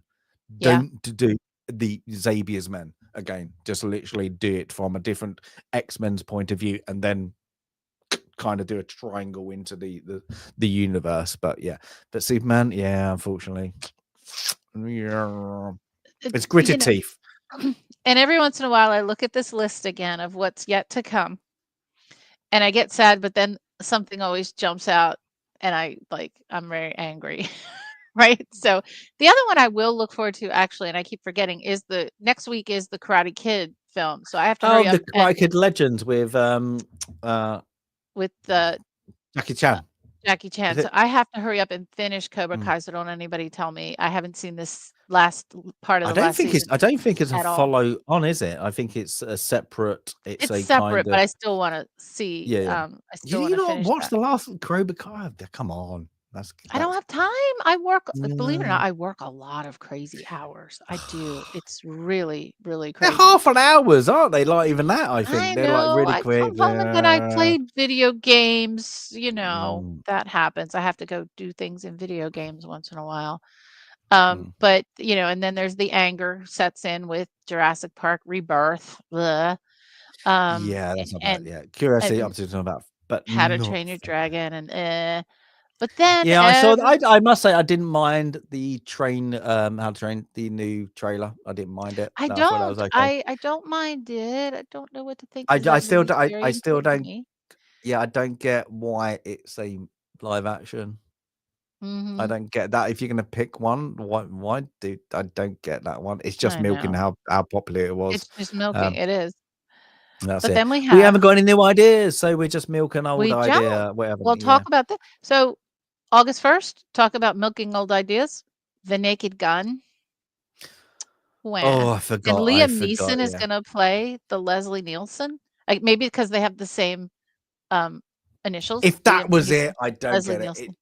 The trailer looked diabolical. It looked so bad. Like he's like.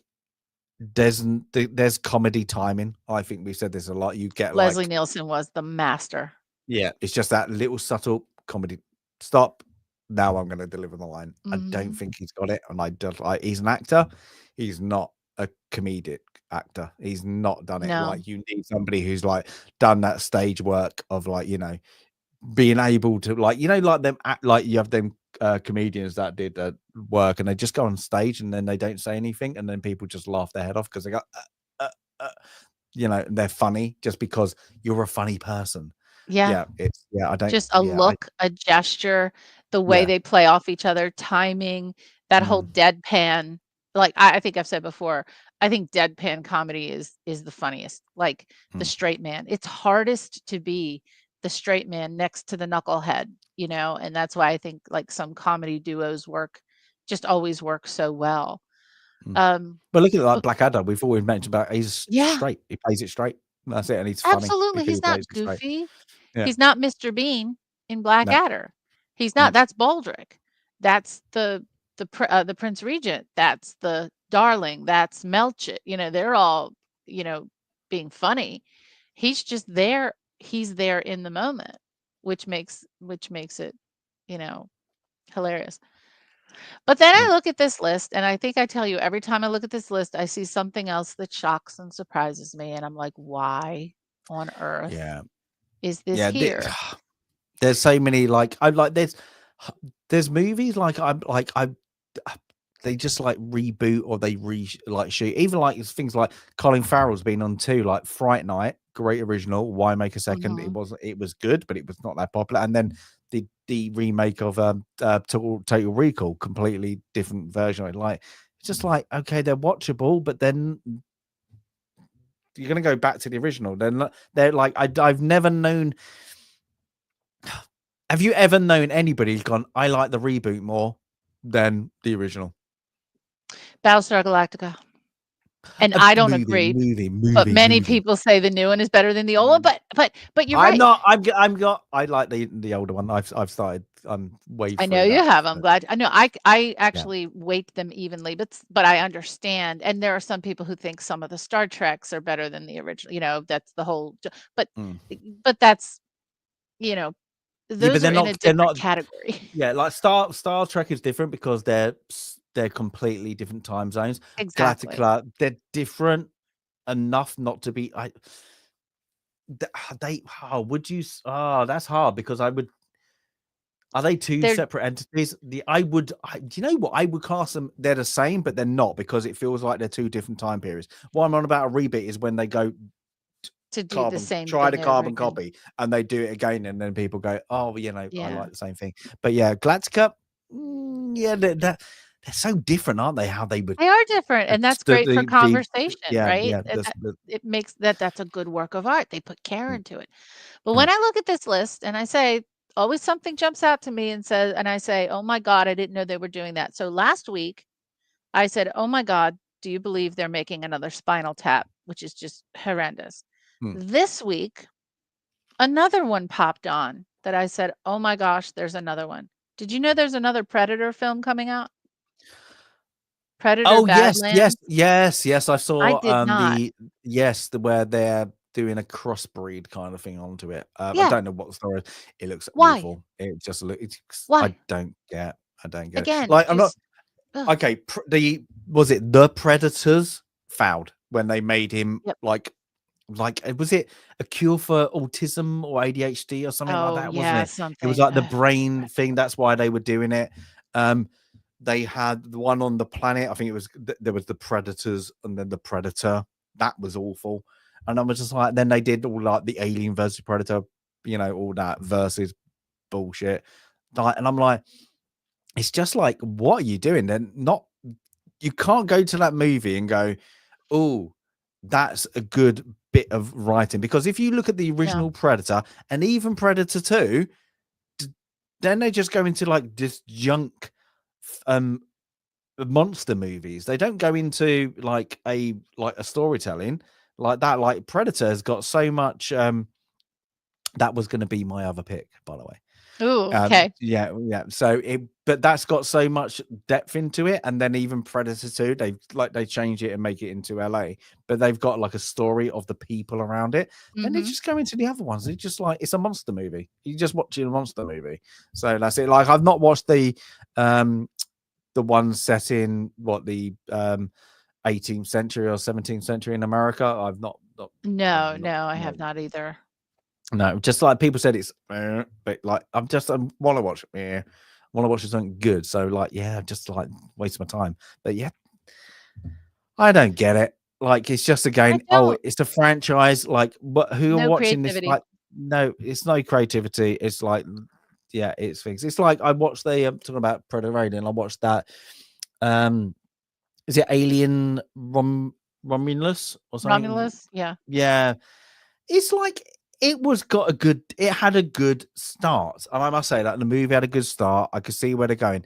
And then they just messed it up by just going, we're just going to take a nick out of all the other movies, but not have a storyline behind it because we're just going to give it a bit of a like, oh, we just need action and flash. Yeah. And something, thrown on the screen. But I was like, the beginning of it, I was like, this isn't that bad. And then, it got bad. it got bad really fast. Yeah, it got bad really fast. I was like, I get where you think, but it looked good. Like I must say, it looked good. They just can't write. It's like people go, "Oh, here's loads of money. We made it look good. Can you write?" No, we can't, and that's the problem. There's so much. There isn't people that are dumb, character so it doesn't development. matter if you can't write. I think that's part of the whole dumbing down. You know, because like no one wants to spend the time on intelligent film, and that's the problem with comedy. Good comedy is highly intelligent. Wit is intelligent. Wit doesn't give the audience all the answers. It makes the audience think, and thereby making you laugh because you come to the conclusion. And I was listening to a podcast yesterday, and I don't know, one of the presenters made just such a witty comment, and I just started laughing out loud, and I was like, oh my gosh. And he even said, oh, I can't believe I actually came up with that, because we don't anymore, and we don't expect that. And that's the writing. It takes two things, intelligence, but it also takes that life experience. And we've talked so much about how writers today, they haven't gone through a war, they haven't really lived a life. These youngsters come out of quote film school and think they can write an epic.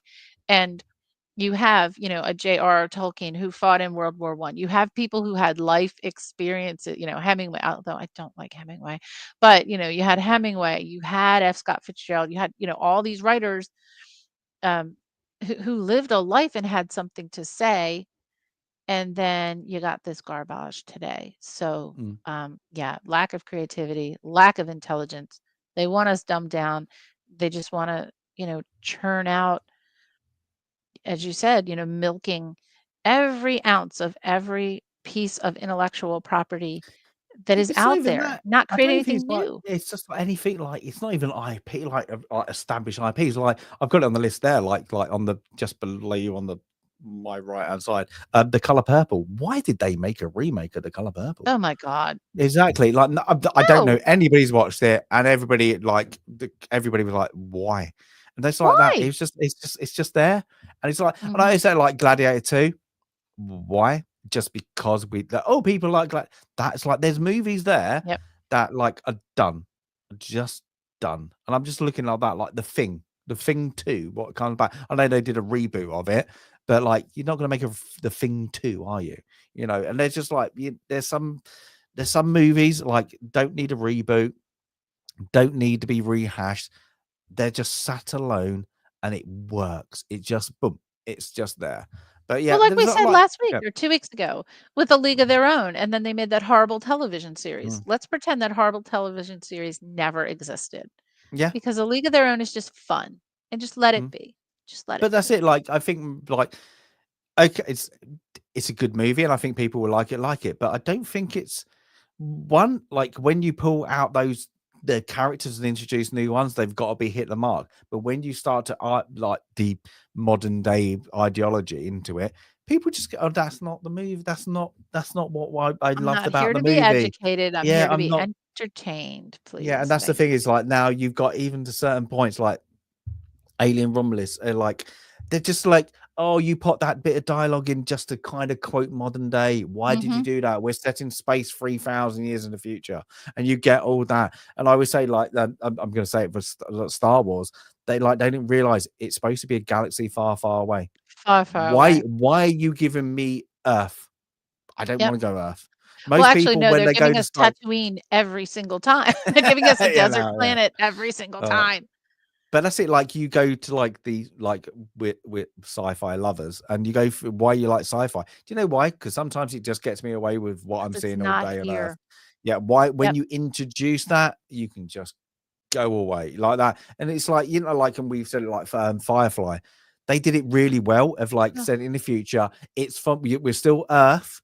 They've moved on from Earth, but did they give anything about Earth? The only things you got was Chinese swearing and a bit of westernized, like American culture into it. That is it. They didn't go anything towards such and such country's bad. Look at that. I like that political parties, blah, blah, blah. Who gives a crap about, I'm not being horrible. When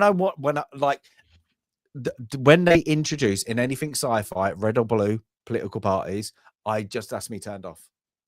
because I know what they're talking about straight away. If it's made in the last 5-10 years, you just know exactly what they're talking about. You're like, I'm done. If it's why are you talking about that? It's a sci-fi program. It's that political party 1,000 years in the future. It shouldn't exist. There should be something new. And that's what I say. Like people go, oh, like the Star Trek, like they moved on, like except for the new crap. We don't talk about that. Like if awful. The next generation, even like the originals, Discovery, Voyager, Deep Space Nine. Yeah, I didn't mind Voyager. I love Deep Space Nine. Yeah, but you got like the STD, the Discovery, where they just brought modern into Star Trek, and you're like, what are you doing? Like every inset of every season was trying to tell you how, not America, they were telling you how Earth had changed and became the federal, like inspired to become the Federation. Yeah, and it's just like, oh no, you're just bringing it back. You're just bringing it back, and you don't realize they stopped poverty, they stopped money exchange, they realized, famine, they did all that, and then you bring it back to modern day, and you're like, I'm out because it's interesting because they overcome all our flaws. How many ever, like millenniums later, and you hope for a society it should do, and it's good to come out of that. You say you're horrible or whatever, you're whatever you're getting, the troubles at home, troubles in your work, and you can sit down and just immerse yourself into something different. Yeah, escapism. That and it used to be, it's bad. Like Expanse, I like the first season Expanse, and the guy, I know he did do it in the books, just went political and went modern day and got like indoctrinated by LA. But like those first two seasons are great. Happened to Doctor Who. Russell T Davies, the man who quote saved Doctor Who also killed Doctor Who. Yeah. That's it. Yeah, like pulling you in. Can you put this in your political views into the thing because it might give us a vote or whatever it is? It's just like, oh, please stop. You mentioned, bringing quote, United States or whoever into the universe, but Doctor Who in the later years, so I'm told because I wouldn't watch it, was all about Earth instead of out there in the galaxy, in the universe, instead of the TARDIS. I'm not spoiling anything for anyone, but the TARDIS is an allegory so much as it's not human, but for a library, right? And if you're a kid like me who spent all of her time in the local library because it was the only building in town that had air conditioning in the hot summers, they knew how to get kids in the door. They air conditioned the library. Smart. They were genius. But that's your escape, right? Going to the library, reading books is your escape. And that's what the TARDIS is. The TARDIS is the escape, and it's an allegory for, if you step in that TARDIS, you can go anywhere. If you step in the library, you can go anywhere. That sense of wonder and discovery has not existed in Doctor Who for years and years and years.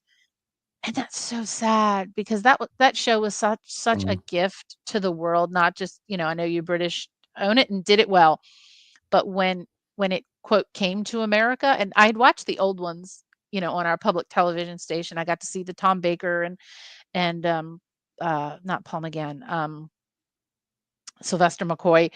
But when it came back, Christopher Eccleston, and I'm just flipping channels, and I turned it on, and I was like, oh my God, this is amazing. And I never, ever missed an episode on a Saturday night until the Jodie, came along. But that's just so sad.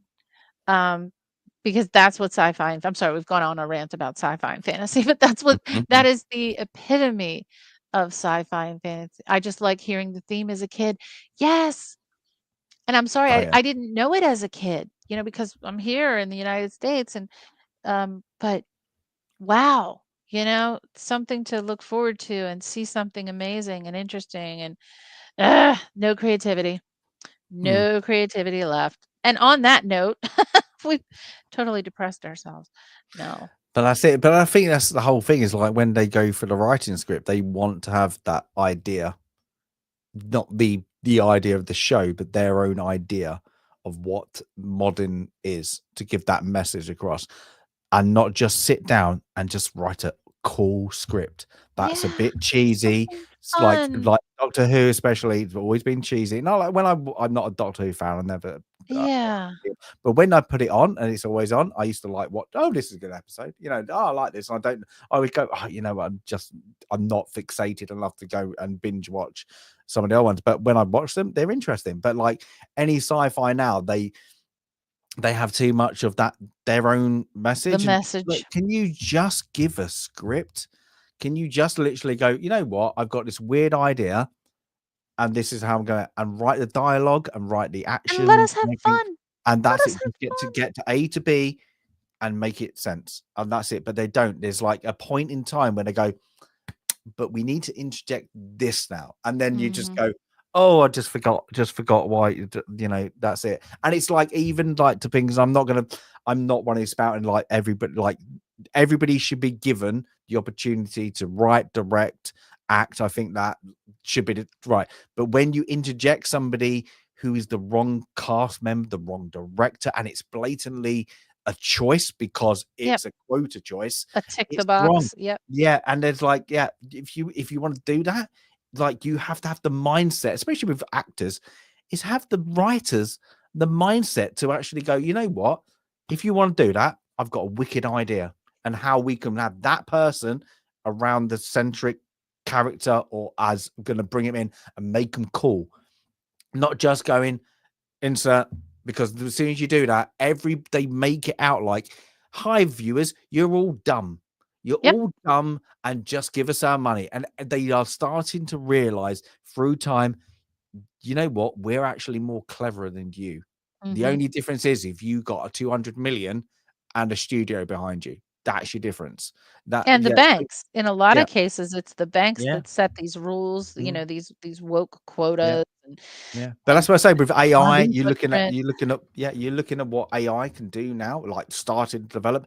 I think it's going to be more embarrassing for not just like, people are going to copyright AI, like rip other thing off. But I think it's going to be more embarrassing for the people who have got talent, who have not had that the foot in the door. And they can then use idea to give that original story, and it will be, it's not going to look 100%, but I think it will time after time get there, but it will look like a good animated show or whatever like that, and they will kick the ass out of something, a Warner Brothers or whatever, are just churning out the same crap. A Disney, 100%. They're just a rubbish farm at the moment. And then they will just embarrass them, because they just go, with the music, of system going on now, they can do all their own composing, own directing. AI will get it. If you can write the whole movie on a computer, you can shoot the whole movie on a computer. If you can do it, you can write a script and get the correct prompts, and you're a good writer, you're gonna get a lot of money with it. Probably not YouTube, maybe not, maybe another system, maybe like somebody close that, but you'll be out there. And you know what? If you love movies and love writing and are creative and talented, do you know what you did it for? You put your pen to paper because you wanted to entertain. And I think that's the way now people have stopped, especially they're there to text credits, just get it out there. Who cares? Give the message. What about entertaining? Who cares about that? You get the ones, everybody's trying to now still be the next, we want the next Stranger Things. Do you know what you wanted the next Stranger Things for? Because it was an original idea that was ripped off, but it was still original idea. But now they're just looking, what about a similar thing like that? Like they're always on about like rebooting the Goonies. No, make your own Goonies. If you want to do that, make your own idea. It's like sometimes your head just slams against the wall because you want to go, you know what? I want to enjoy something new. It's like when you pick up like a new book, you're like, that was bloody good. Like that. It's like publicists don't give them chance anymore. They just want to churn out the same author because it's less risk. Like that's why self-publication has got really big now, because it's all coming away. So it's horrid. We're in a bubble at the moment of like, stupidity. It's got to be where the B, I suppose what were B studios can get the tap into theater releases until they open up that door, because the theaters, they're They giving have to out soon because yeah. there's nothing in the theaters. Yeah, because soon they're giving crap out to, like, you know, the same thing for 1,000 theaters, where a good B movie, give it the same, give an independent, but they've got so tight in with these studios. There's got to be a cinema goes, you know, we're going to drop your numbers because the crap you're giving us isn't good, and we're going to give some B movies. What not B movies, because some of them are like good, you know, as you got probably in 2010. The technology has come yeah. It's got cheap. So, like, yeah, it's good. And I think, you know, the whole what's it called? The studio, what's it called? The Actors Guild thing. Yeah. That's got to be revamped. That's just that is horrid. Like, they, you know, oh, you know, if I want to do this because it's a, you know, like, it's my mate's project, and I like, it's a, you know, I really want to do it. I co-done it. Yeah, you still have to charge them X amount, like $150,000 to be on set, because that's the minimum. But I want to do it for and free. you pay for people who don't show up, and you pay for it's the, you know, the union. It's a lot of the outdated anachronisms that were put in place to protect people and to make sure people were paid a fair wage. They've been misused, and they don't do what they're supposed to. You know, they were supposed to keep child actors safe. They were supposed to keep people from being suspended on high wires without safety. All of those reasons the unions came about, and now it's misused. And now it's funny thing. It's the billionaires on the picket lines. And it only hurts the people who aren't being paid the fair wage for their work. So it has gotten a little backwards. Now, Daryl asks, how much does it cost to see a movie in a theater these days? So I haven't been in a theater since Napoleon, and I saw it on a weekday, and it cost more on weekends. And so that was what, 3 years ago. So that was $17 for that ticket. Yeah, I was going to say, yeah, it's got to be like £15.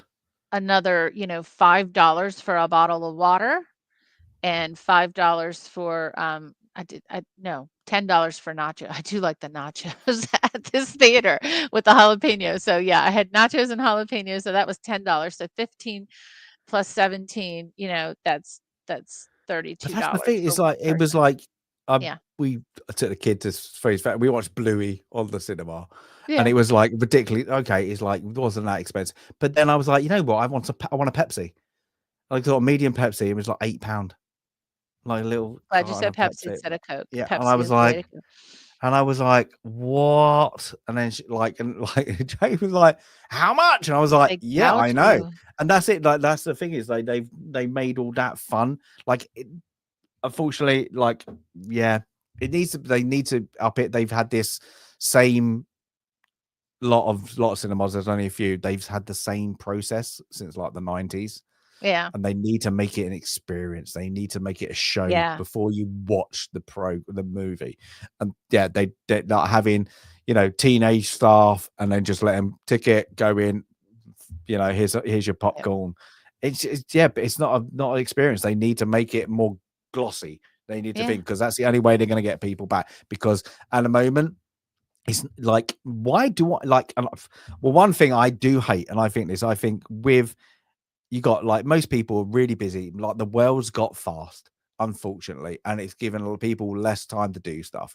Why do you care about going to see a cinema, a film, unless you really love it? You know, I mean, love it. Yeah, and you you're really not just want going to to show up and go and say, "Hey, I got nothing to do. Let me see what's on at the theater." Number one, there's nothing. But and then what happens is, you might get word of mouth. Oh, I watched such and such, you know, 2 weeks ago. It's really good at the cinema. I really enjoyed it. Oh, it's coming out into streaming in a week's time. Yeah. So that's it. Yeah. So yeah, it's just it's £13 for a large popcorn and pop. Nice. But yeah, now, it's just, I think. Like, I remember that. I think the best thing they could do. With cinemas, like the studios will never accept it, but they need to do it. Is, if you don't watch it at the cinema, 6 months minimum. They need to put the 6 months minimum in with the immediate release. Yes. Yeah, because like, it's like, I didn't watch it, but Snow White got re-released for your Mother's Day, and it was out streaming like the next day on services. Like, why would you, like, if you like some of them, you're like, you know what? People go on a ship nowadays to watch things over the internet. yeah, most people would go, why am I going to pay like 20 odd pound, get kids together, whatever, go to things at the hassle on a movie that I might be 50% crap. And I might not think so. Why? I'm just going to watch it at home and then Get just this, the punt you there. don't even need a big screen TV anymore. My kid, with her babysitting money, bought a cheap projector. I go up in her room the other day, and she's watching a movie on her entire wall in her room. And I'm like, oh, we're coming up here to watch them. I'm like, how? And she's like, I just bought this cheap projector. And it broadcasts from her phone to the projector, and her entire wall is a film. A movie, and, yeah, you don't even need a big screen TV. You can just project, and it looked awesome. You can do that anywhere, but we and do the now have sounds like these days, like that come out of most like laptops, like computers, Oh even my your God. phones. They're good. don't even- Like the sound technology is good. Like unless you want, yes, I need to have my ears blown out by Dolby. Like That's even better on your earphones, though. You get good like I like good headphones. But we Well, now I have a wear few of pods and those. they're brilliant. Like They're So- better. We have a few of those cinema cafes opening up, and there is one that is really nice with the recliner and a very nice menu. Now, for that experience for my husband and I to go watch a first run movie years ago, it was The Many Saints of Newark when The Sopranos prequel came out. We went to this really nice theater, has the recliners, has great, food, and, they do take an intermission so they can clear your place and bring you a drink or dessert. It was $150 for the two of us. I really enjoyed it, had a great time. Did have a really nice meal, so I don't think, I don't think that was too much because we would have spent $100 on a nice meal anyway. So 150, not bad. But since then, I've looked at that theater's like slate of films, and there's nothing I want to see. Now they do run old films, and they are going to run Jaws on the anniversary coming up. But yeah, I would do that. But there's nothing to see. There's nothing. The thing is, like, even if they do older black and white or whatever, old, 70s, 80s movies, that cinema is still not going to be packed. They're still not going to have like a churn out. You might have like 1 or 2 days, maybe like a weekend. That's going to be interesting, but it's not going to have a run. And they should have runs. That's the thing. Is like you don't they have just that want to do it all in one weekend. They just want to make again, it's all a business transaction. They need to make their money on that opening weekend. And I learned all about that from this is my guilty pleasure television show, Entourage, years ago. I know it's terrible. It's worse than Sex and the City. But you do learn a lot about how the film industry works and how they had to make their money. You have to make your money back on the first weekend, or else it's a complete flop, even if you make your money later. So yeah, and Jay, that's awesome that you only have theaters with recliners and food and bars for the most part. The one near me, I say near me, is a 40-minute drive from me. It's not near me. It's in Rockville, Maryland. So for those of you in and around Rockville, Maryland, it's called Pike and Rose, and it's quite nice, but it's quite a ways from me. The British cinema going isn't very good. I've probably been like 2 that are really good. That like the rest, the local cinema has always been awful. It is just literally like it's like going into like just a first class. No, I wouldn't say first, like business class, but worse on an airplane. Okay. That's that's it. Really, that would be the best you're gonna get. You don't get anything experience wise. It's literally walk up an escalator, get up an escalator, ticket, buzz, get your food. Somebody goes room 3, walk in, that's it. And then like sticky floors. I never understood the sticky floors. I swear to God, like, why can't people hold on to your drink and throw your food away? I don't know. But the one thing you do have in the UK, which is nice, is you have assigned seats. Not all theaters here have assigned seats. So you have to get in line and you don't get the seat you want. And online now, you just go that one so you can work it out. Yeah, we're just now getting into that in the last few years. which is nice. See, I don't get why not, because you look at most places, it's always empty. It's like that. So Yeah, it doesn't even matter now. They're all empty. I can't remember. Probably the last time a packed theater, I'm gonna have to say Force Awakens. That is it. That was when it was packed, and then of course the rest died. It like Napoleon, I thought would attract people, and I mean it was not. Did not. I think I was the only person there. There were like 8 I people think there. I think there was probably 10 people in the cinema. We were 2 of them. That was it. But yeah, Top Gun Maverick. Top Gun Maverick was packed when I saw it. Yeah. Well, I didn't watch it at the cinema. I'm trying to think that, and then now I don't even think you're like Superman's gonna like really pack it out, because I don't think so. I don't think they've made him a cool character lately like that. And I think you got the whole Henry Cavill thing. I don't. Unfortunately, the only thing I must say I might be looking forward to, like we're saying, Henry Cavill, is like Highlander. Like I like the original, and like, could they do it better? Yeah, they could do. But again, that's one thing, because it's all about the one. They have to do one and done. I get that reboot, maybe. But still, I like the original. So why make it? Like, do your own take on it.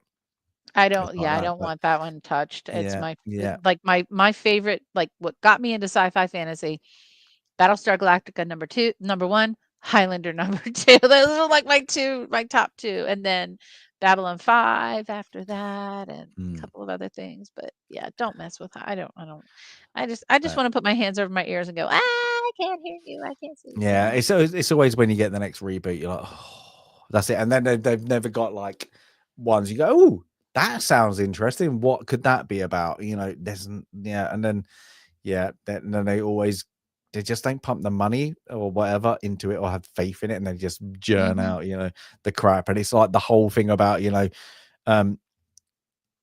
the superhero factor. Oh, they're the only things that can make money. You look in the past, you're like, no, they weren't. They've just been it now, because they're the only things the studios want. Yeah. So look at all the lists we've looked at. There was one year where it was like, oh my gosh, there's a whole bunch of superhero film. I think when we looked at A League of Their Own or something, but no. My gosh, that's it. Like, I'm just looking at it now, like you're not going to get a big. You're not going to get, I'll just say, like, probably a Gladiator. Probably not going to get that, because it's like historical. They don't do it anymore. An actual, like, a true story. Like, just like, you're not going to get those kind of comedy moments. Like you don't even get, like I say, like I just saw out there, like a Notebook anymore. You don't get those things. Like Home Alone, you're not going to get one of those like that. Could it just be straight things? They all need those, like the churn out to be the same, because it needs that, as you say, something that's known, like they're doing that that John Wick, what's it called, Ballerina or something, isn't it? Oh, okay. Why? Like, I get John Wick, because John Wick. Like, John Wick is good. The first one is John Wick is good because of the dog and all that, and it's quite good and it's quite interesting. The other ones entertaining, but you can leave it. They're not very good. The TV show, the what's it called, the Consulate or whatever it's called, absolutely one of the worst things I've ever seen. Absolutely diabolically bad. It is so bad. I did a review on it. It is bad. They tried to interject things that weren't in the movie. It's just like, what are you trying to talk about? And this, why? Just because it's associated with John Wick. What? Like, then do something like a La Femme Nikita, an original like a woman hitman. Have a good story about it. Like, it's not that hard. It can't be that hard to associate a woman hitman, if you want to do that, and then not have it associated with a popular male character or popular whatever character. It's like that. Go give them their own identity. Take it. Why? Because people have to associate with something, and the something in this occasion is John Wick. I bet you it was an original idea, and they did just rehashed it, repurposed it so it would fit with a John Wick story. Then, like, in the world of John Wick, that's it. But they just don't get it like that. Like they try to like empower, as they call it, women or whatever, and they just like then do it. But give them their original identity. Don't get them off the fallback of something else that people Well, that's know what they about. don't understand. They think just by taking a male character and switching it female, oh, that's a girl power. No, it's not. That's the cheap way to do it, and that's actually worse. That makes it worse, and it shows that women can't do something on their own. You know, people are stupid. Have you seen? It goes back to people are stupid. Have you seen La Femme Nikita? No, I've heard of it. Never seen it. Yeah, it's great. Like, but there's like it's one of those things where, oh, do you know what? Women can foul and still be good. Whereas now it's women do everything right, women do everything because I without any training, without any learning, without any stumbling. Nope, they're just perfect. Yeah, there's certain things, and like everybody knows because everybody's human and everybody's had their downsides of where they go, oh, you know what? Sometimes we all foul, but then we get back up. Sometimes we foul and we can't get back up, and that makes us better. Yeah, but literally knowing that is a human trait, that nobody's ever perfect, but they make every character in Hollywood at the moment is even their what they choose as like, oh, they overcame that. Everybody's like, that is so crap. So yeah, it's bad. So guys, I'm going to watch Lionheart. You know what? I've not even watched the trailer. I've heard it's bad, but and that's not going to be like anything from Disney at the moment. I'm just, what's the point? Well, the thing is, like, of all the modern action, comic book hero films, Iron Man is my favorite. Right. So it's like, don't even go there with but Iron Man, it's funny because Iron Man, okay, I like Iron Man. I think they did it well with Iron Man 1 having Robert Downey Jr. in it. But that is weird because he's like, he did well on the TV. It's not a good comic character. I don't like him in the comics. Really? That's it. And now they're doing I never knew the comic book. I just love the film. Yeah, and now they're doing offshoots of minor mostly 90s to 2000s comic characters. I mean late 90s as well. Comic characters that nobody cared about. Nobody Blue Tick's not coming back, or Blue Beetle, whatever. Blue Beetle. Oh yeah, and it's just Blue like, Beetle. okay, why are you doing that? It's just like because you've got a loose association with that Marvel character or that DC character, and it's like that. And I understand I could even look now. There be characters that just don't work. They're just a bit too weird. They're not going to work, in things. But then there's other ones that you're like, that would really work. That has got a really gritty story. But the thing is, the problem is, it wouldn't be for a teen audience. There are characters out there. Like Jonah Hex is a great one. A Western one that would be great. And the one that did get done, they made it too cartoony, but the actual story is not cartoony. But the problem is, in the 2000s, I think it was like maybe like late 90s, they went, oh, do you know, we need to change this up and set it in the future. You're like, oh my, no, it's a Western. Well, they destroyed the Transformers. The Transformers storyline, the original storyline, is so interesting. Not just because it was the comic book I bought when I was little, but like it's not just about the cool toys. It's about the storyline was actually really interesting. And that's where, like, the Transformers films, if they had stuck to the storyline, that first Transformers movie should have actually kind of stopped before that first Transformers movie could have been 2 movies. It covered it tried to touch on too much lore and then just make it a cool film. And then the rest of the films just disregarded a lot of the lore, but picked up all the character, right? You have to have another cool character because you have to make another toy and you have to bring this one in. And then you have to create ones that weren't even in the comic books, which just makes me crazy because there are hundreds in the comic books. I wish they would have stuck to the story. There's a really cool story with Starscream and Jetfire and, just like, why couldn't you tell that story? It's a good story. Why? And they didn't. And they just did flash, bang, boom. Because they just need 2 things. I know. It's a Hasbro product, AWOL. It's just like G.I. Joe, right? Marketing at its core. That is a thing, how they've not done a good G.I. Joe. They haven't done a good yet. So I bought Transformers. My brother bought G.I. Joe. He still has he has the entire G.I. Joe. He has everything, number 1 and everything. The Expendables is more like G.I. Joe than G.I. Joe movies. Yes. But those were good stories. Maybe it's because we were kids. Maybe they're not that good. I don't know. But when I was reading them, I thought they were good stories. I wanted to know what happened next. I went to Transformers, and actually, it is probably a guilty pleasure because I do like the first Transformers film because I just liked seeing them on the screen. But it's the little toys that good I had. entertainment. It's a good entertainment. Like I was they've got. fine with it, Was it but I was disappointed with where it went.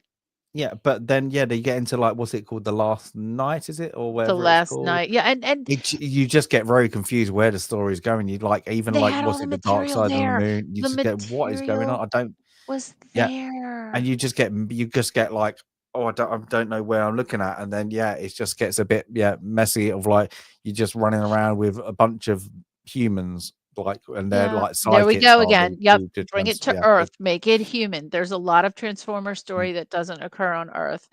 And yes, Galvatron is a lot like anyway, I don't get me started. But I would say Universal Studios in Florida, the 3D Transformers ride is the best ride in the park. It is the best ride in the park. It is really, really good. So if you're going to Universal Studios, as you should instead of Disney, make sure you take in that Transformers ride. It's really good. Yeah, it's terrible. Wait till they like 10 years time, Back to the Future reboot. Wait for that. I know they're gonna touch the untouchable. They're gonna do it. Oh, there will be. It's like I always think it's funny. They make it like out that people don't have memories. It's like that, and it's like some of the reboots now. Like that was done like 10 years ago. What are you doing like that? And I always laugh because if you have a Netflix or Disney or Paramount or like certainly probably Amazon Prime is probably the only one, and they're still limited because they make you pay for it. You try and find a black and white movie, and I mean there are great black and white movies, and like there's a lot on the list, and I think like well then why don't you try and make that more modern, like a modern kind of there's a lot of ones that they were constricted due to the certification boards. Like take some of the horror movies from back when, the goofy silly B movie, like the B movies I like, right? Like that. Oh my gosh, the Vincent Price, or even but like nobody's but does that just show that the directors or producers, they don't have that film knowledge? They have modern that made money 2 years ago. We need to get that. That's the bubble. What? No. Look, 50 years ago, what were people interested in? We're still in the grand scheme of things. We're still this little blimp on the human race. So we're still in a little time. I mean, we've still got Shakespeare. We've still got more Agatha Christie. Kudos to Ken Branagh. I know I like his movies. I like his movies too. Yeah, them three but there's still, like... the most read author of all time is Agatha Christie. It's not J.K. Rowling. It's not J.R. Tolkien, both of whom I love, but it's Agatha Christie. For all that, she's the only author that's written 2 amazing full scope characters in Poirot and Miss Marple, plus some other works that don't even involve them. But you have her whole catalog. Dive into that. There are some fantastic stories. I know we've got Murder on the Orient Express, which is the greatest of all. The Murder on the Nile, whatever the other one was he just did on television, they did, and then there were none. That wasn't so great, even though it had the great Sam Neill in it. But there's so much to her catalog that you could just dig into. And then we need more Shakespeare. There's not been a definitive King Lear. Somebody can again, I'm going to mention Ken Branagh. If anybody's going to be able to pull it off, he can pull it off. I thought his Othello was so many really like there's so many books like you can just go like Nick's, like why haven't we got like lately something good out the Arabian Nights, like a good why Sinbad? Not there's so much why there. Like that there's something like that. Like I know we're getting the Odyssey. What I don't know how they're going to do the Odyssey in one movie. Yeah, well, I'm reading that book is next after Trainspotting because it was just released. And I mentioned this a while back. So Stephen Fry had done Mythos, Heroes, Troy, and now he's done the Odyssey. So that's his quadrilogy. Okay. I love the way he tells the myths. I love it. But it's big. It's a big topic. Like, you're gonna have to make 12 movies. Yeah. I don't know how that thing's. It's but I was saying, like, you take snippets out of those mythology. It's like, you remember, like, they like even like you go back into like whatever the must be 50s, 60s. You remember, like, they did like biblical movies. Yeah, Like, we don't get like that, and they were epics. Commandments. You don't get like Old and Ben-Hur, and I mean, and then you've got, and I know it was done on television. You've also got all of Arthur Conan Doyle. You can take some Sherlock Holmes and turn it into a film, and but it has to be modern. They did like even like what's his name? Benedict Cumberbatch. No, Benedict Cumberbatch. I don't mind that it's modern, but you did also the 2 versions with Iron Man. I forgot his name now. Oh, yeah. Jude Law. Yeah. No, not Jude Law. Jude Law. Jude Law was and I didn't mind them. I didn't. Yeah, they made it a little bit fun. They made it a bit interesting. They were fun. I really enjoyed. But then they just skipped, like, they skipped from like there to the end. So I don't get it. I know, they could have done 4 or 5 of those. I really enjoyed the first one because that one really stuck to, the story. The second, and was there 3? I don't know. But I think it's 2, isn't there? I like seeing different versions. Like, I did like the television show Sherlock, because I like the way, like the first, A Study in Scarlet, they changed to A Study in Pink, and it was an interesting twist on it. Was so well done. Russell Davis again, I don't know, but he was able to do it there. But then it's like the last ones, they got bored, and like they just get the conclusion was ridiculous. I mean, to the point where this show, which was shown on, again, our public broadcasting service, was showing self-deletion in that last episode. And I was like, holy moly, what did you just do? And it went off the last 2 episodes just went off the rails. But I like the beginning. I like the idea of taking the essence of the story, and what they did to it actually really worked. But again, one thing I just so want like them to do, I must say, but there's so much like authors that we kind of love. Like, I'm waiting for somebody to do a good Douglas Adams. Like, nobody can do it. The Hitchhikers, I know, was on radio, and then like the BBC version, I like that's like, there's things, but can it be done? Like, there's other ones, like, they're good. Can they be done? Have they got somebody clever? And then you look at, like, well, it can be done because everybody said Lord of the Rings could not be done on TV, like, and it on was film. done magnificently. Yeah. I'm waiting for a good, my favorite film, my favorite books, kind of fell flat, but the Great Gatsby. That last movie was awful. With I don't mind it. Like, I can watch it because my kid was reading it in school when that film came out, and it was Leo good in it for her to see it. But it was like, it's not what I love that book for. It's not why I love that book. It loses its.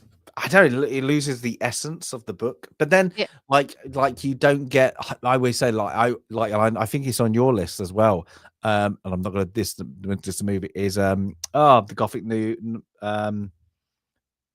portrait of Dorian Gray.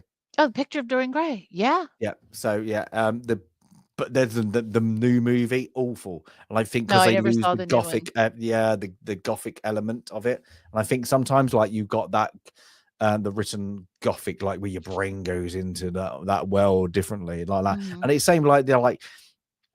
Bram Stoker can do it. Frankenstein definitely does it. Like, it takes you completely there. Like, Bram Stoker's probably different. Like even that 90s version with Keanu Reeves.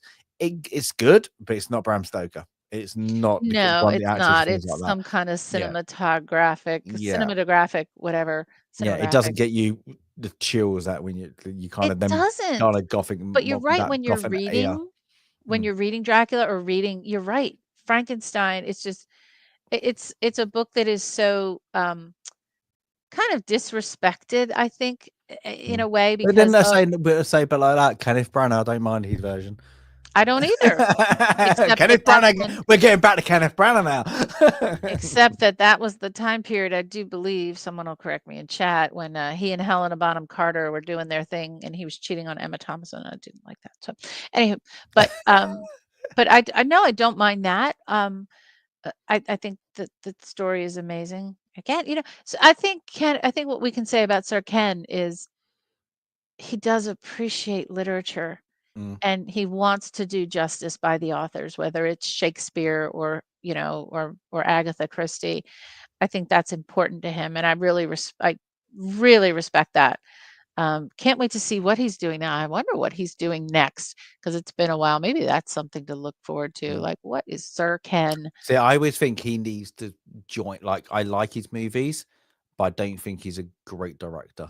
No, And he's I think not. he needs I to. think He he needs to tried. like it. Like he needs a partner to go. Yeah, to "Look, rein this him is what in. yeah, no, not even that. Just like sometimes you need that director to be unleashed, and I don't think he does. I think some of them he's done is like a little bit flat, literally a little bit. Like, I like the ones that you've mentioned, that the newer ones with Agatha Christie, but sometimes they're just a bit flat. You just need to go a little bit pushed like that on certain bits, Oh. but then reined in on a little bits. Like, yeah, so. Like, there's sometimes when you're like, oh, you need to push that dialogue, you need to get that heavy, and he just doesn't, because I think he's, as you said, he's very respectful of what it plays out in the book in his mind, but sometimes movies, they've got to be ad word, and that's why like a lot of people like forget, like, and you get this with like the Harry Potter ones, and I know the Harry Potter ones are loved, around the world, but they're too much of the written word of the book, of the page, and they don't work in TV.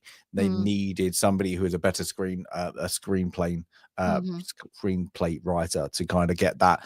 That's not how people talk. Most of the time when you're reading something, it's not how people talk, and your brain goes into a whole visualization of that what you're seeing on page. So, yeah.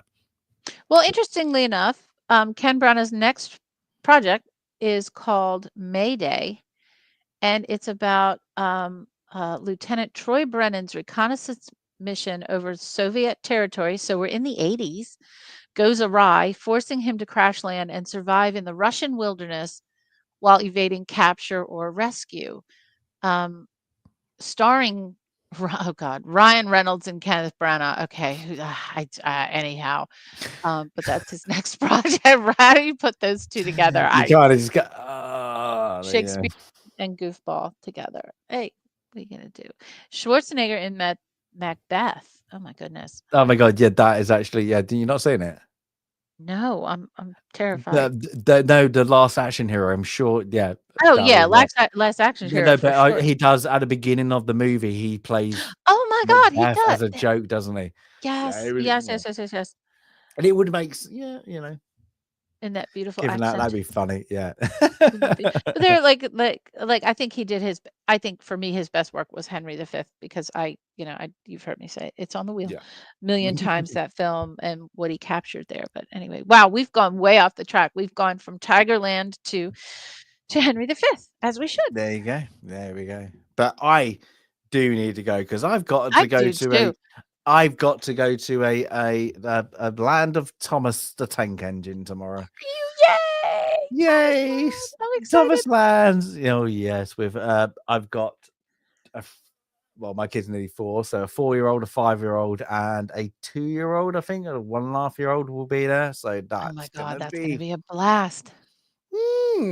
That's it. So yeah, that's good. And Jade's not feeling well, so that's great. So and the weather's going to be lousy. Boy, you're going to have a blast. It's going to be great. But everybody, I really hope you've enjoyed it. Again, yeah, Jay, thank you. Oh, we know that's it. But Jay, top notch for popping in. We know you're busy and then staying for that things, but that's cool. But next, got a good one, Train Spotting next time. So yeah, that's read the book if you can. People, read the book. That's it. And then, of course, then my pick of the day is Demolition Man. Yay, Demolition Man. So, yeah, it's got to be our only Wesley Snipes movie, I think so. I don't know if we Major League better be on the list somewhere. I don't know. I did got to be on there. But yeah, everybody have a great one. Blade. Did we put Blade on this list? I don't know. Yeah, I actually don't mind Blade too. So I like that one more than Blade. I just put it out there. But everybody have a great rest of the weekend. And it's a long weekend for us all. So that is great. Yeah, if you like, as I always say, always help a little lick of the like, as Mr. Porkchop says. But until then, until next time, have a lot of fun. And we will see you in the next film club. And then hopefully the wheel gives somebody else a little bit of a, oh my God, I don't want to pick. I don't want to pick. But yeah, have a great one all. And I'll see you next time.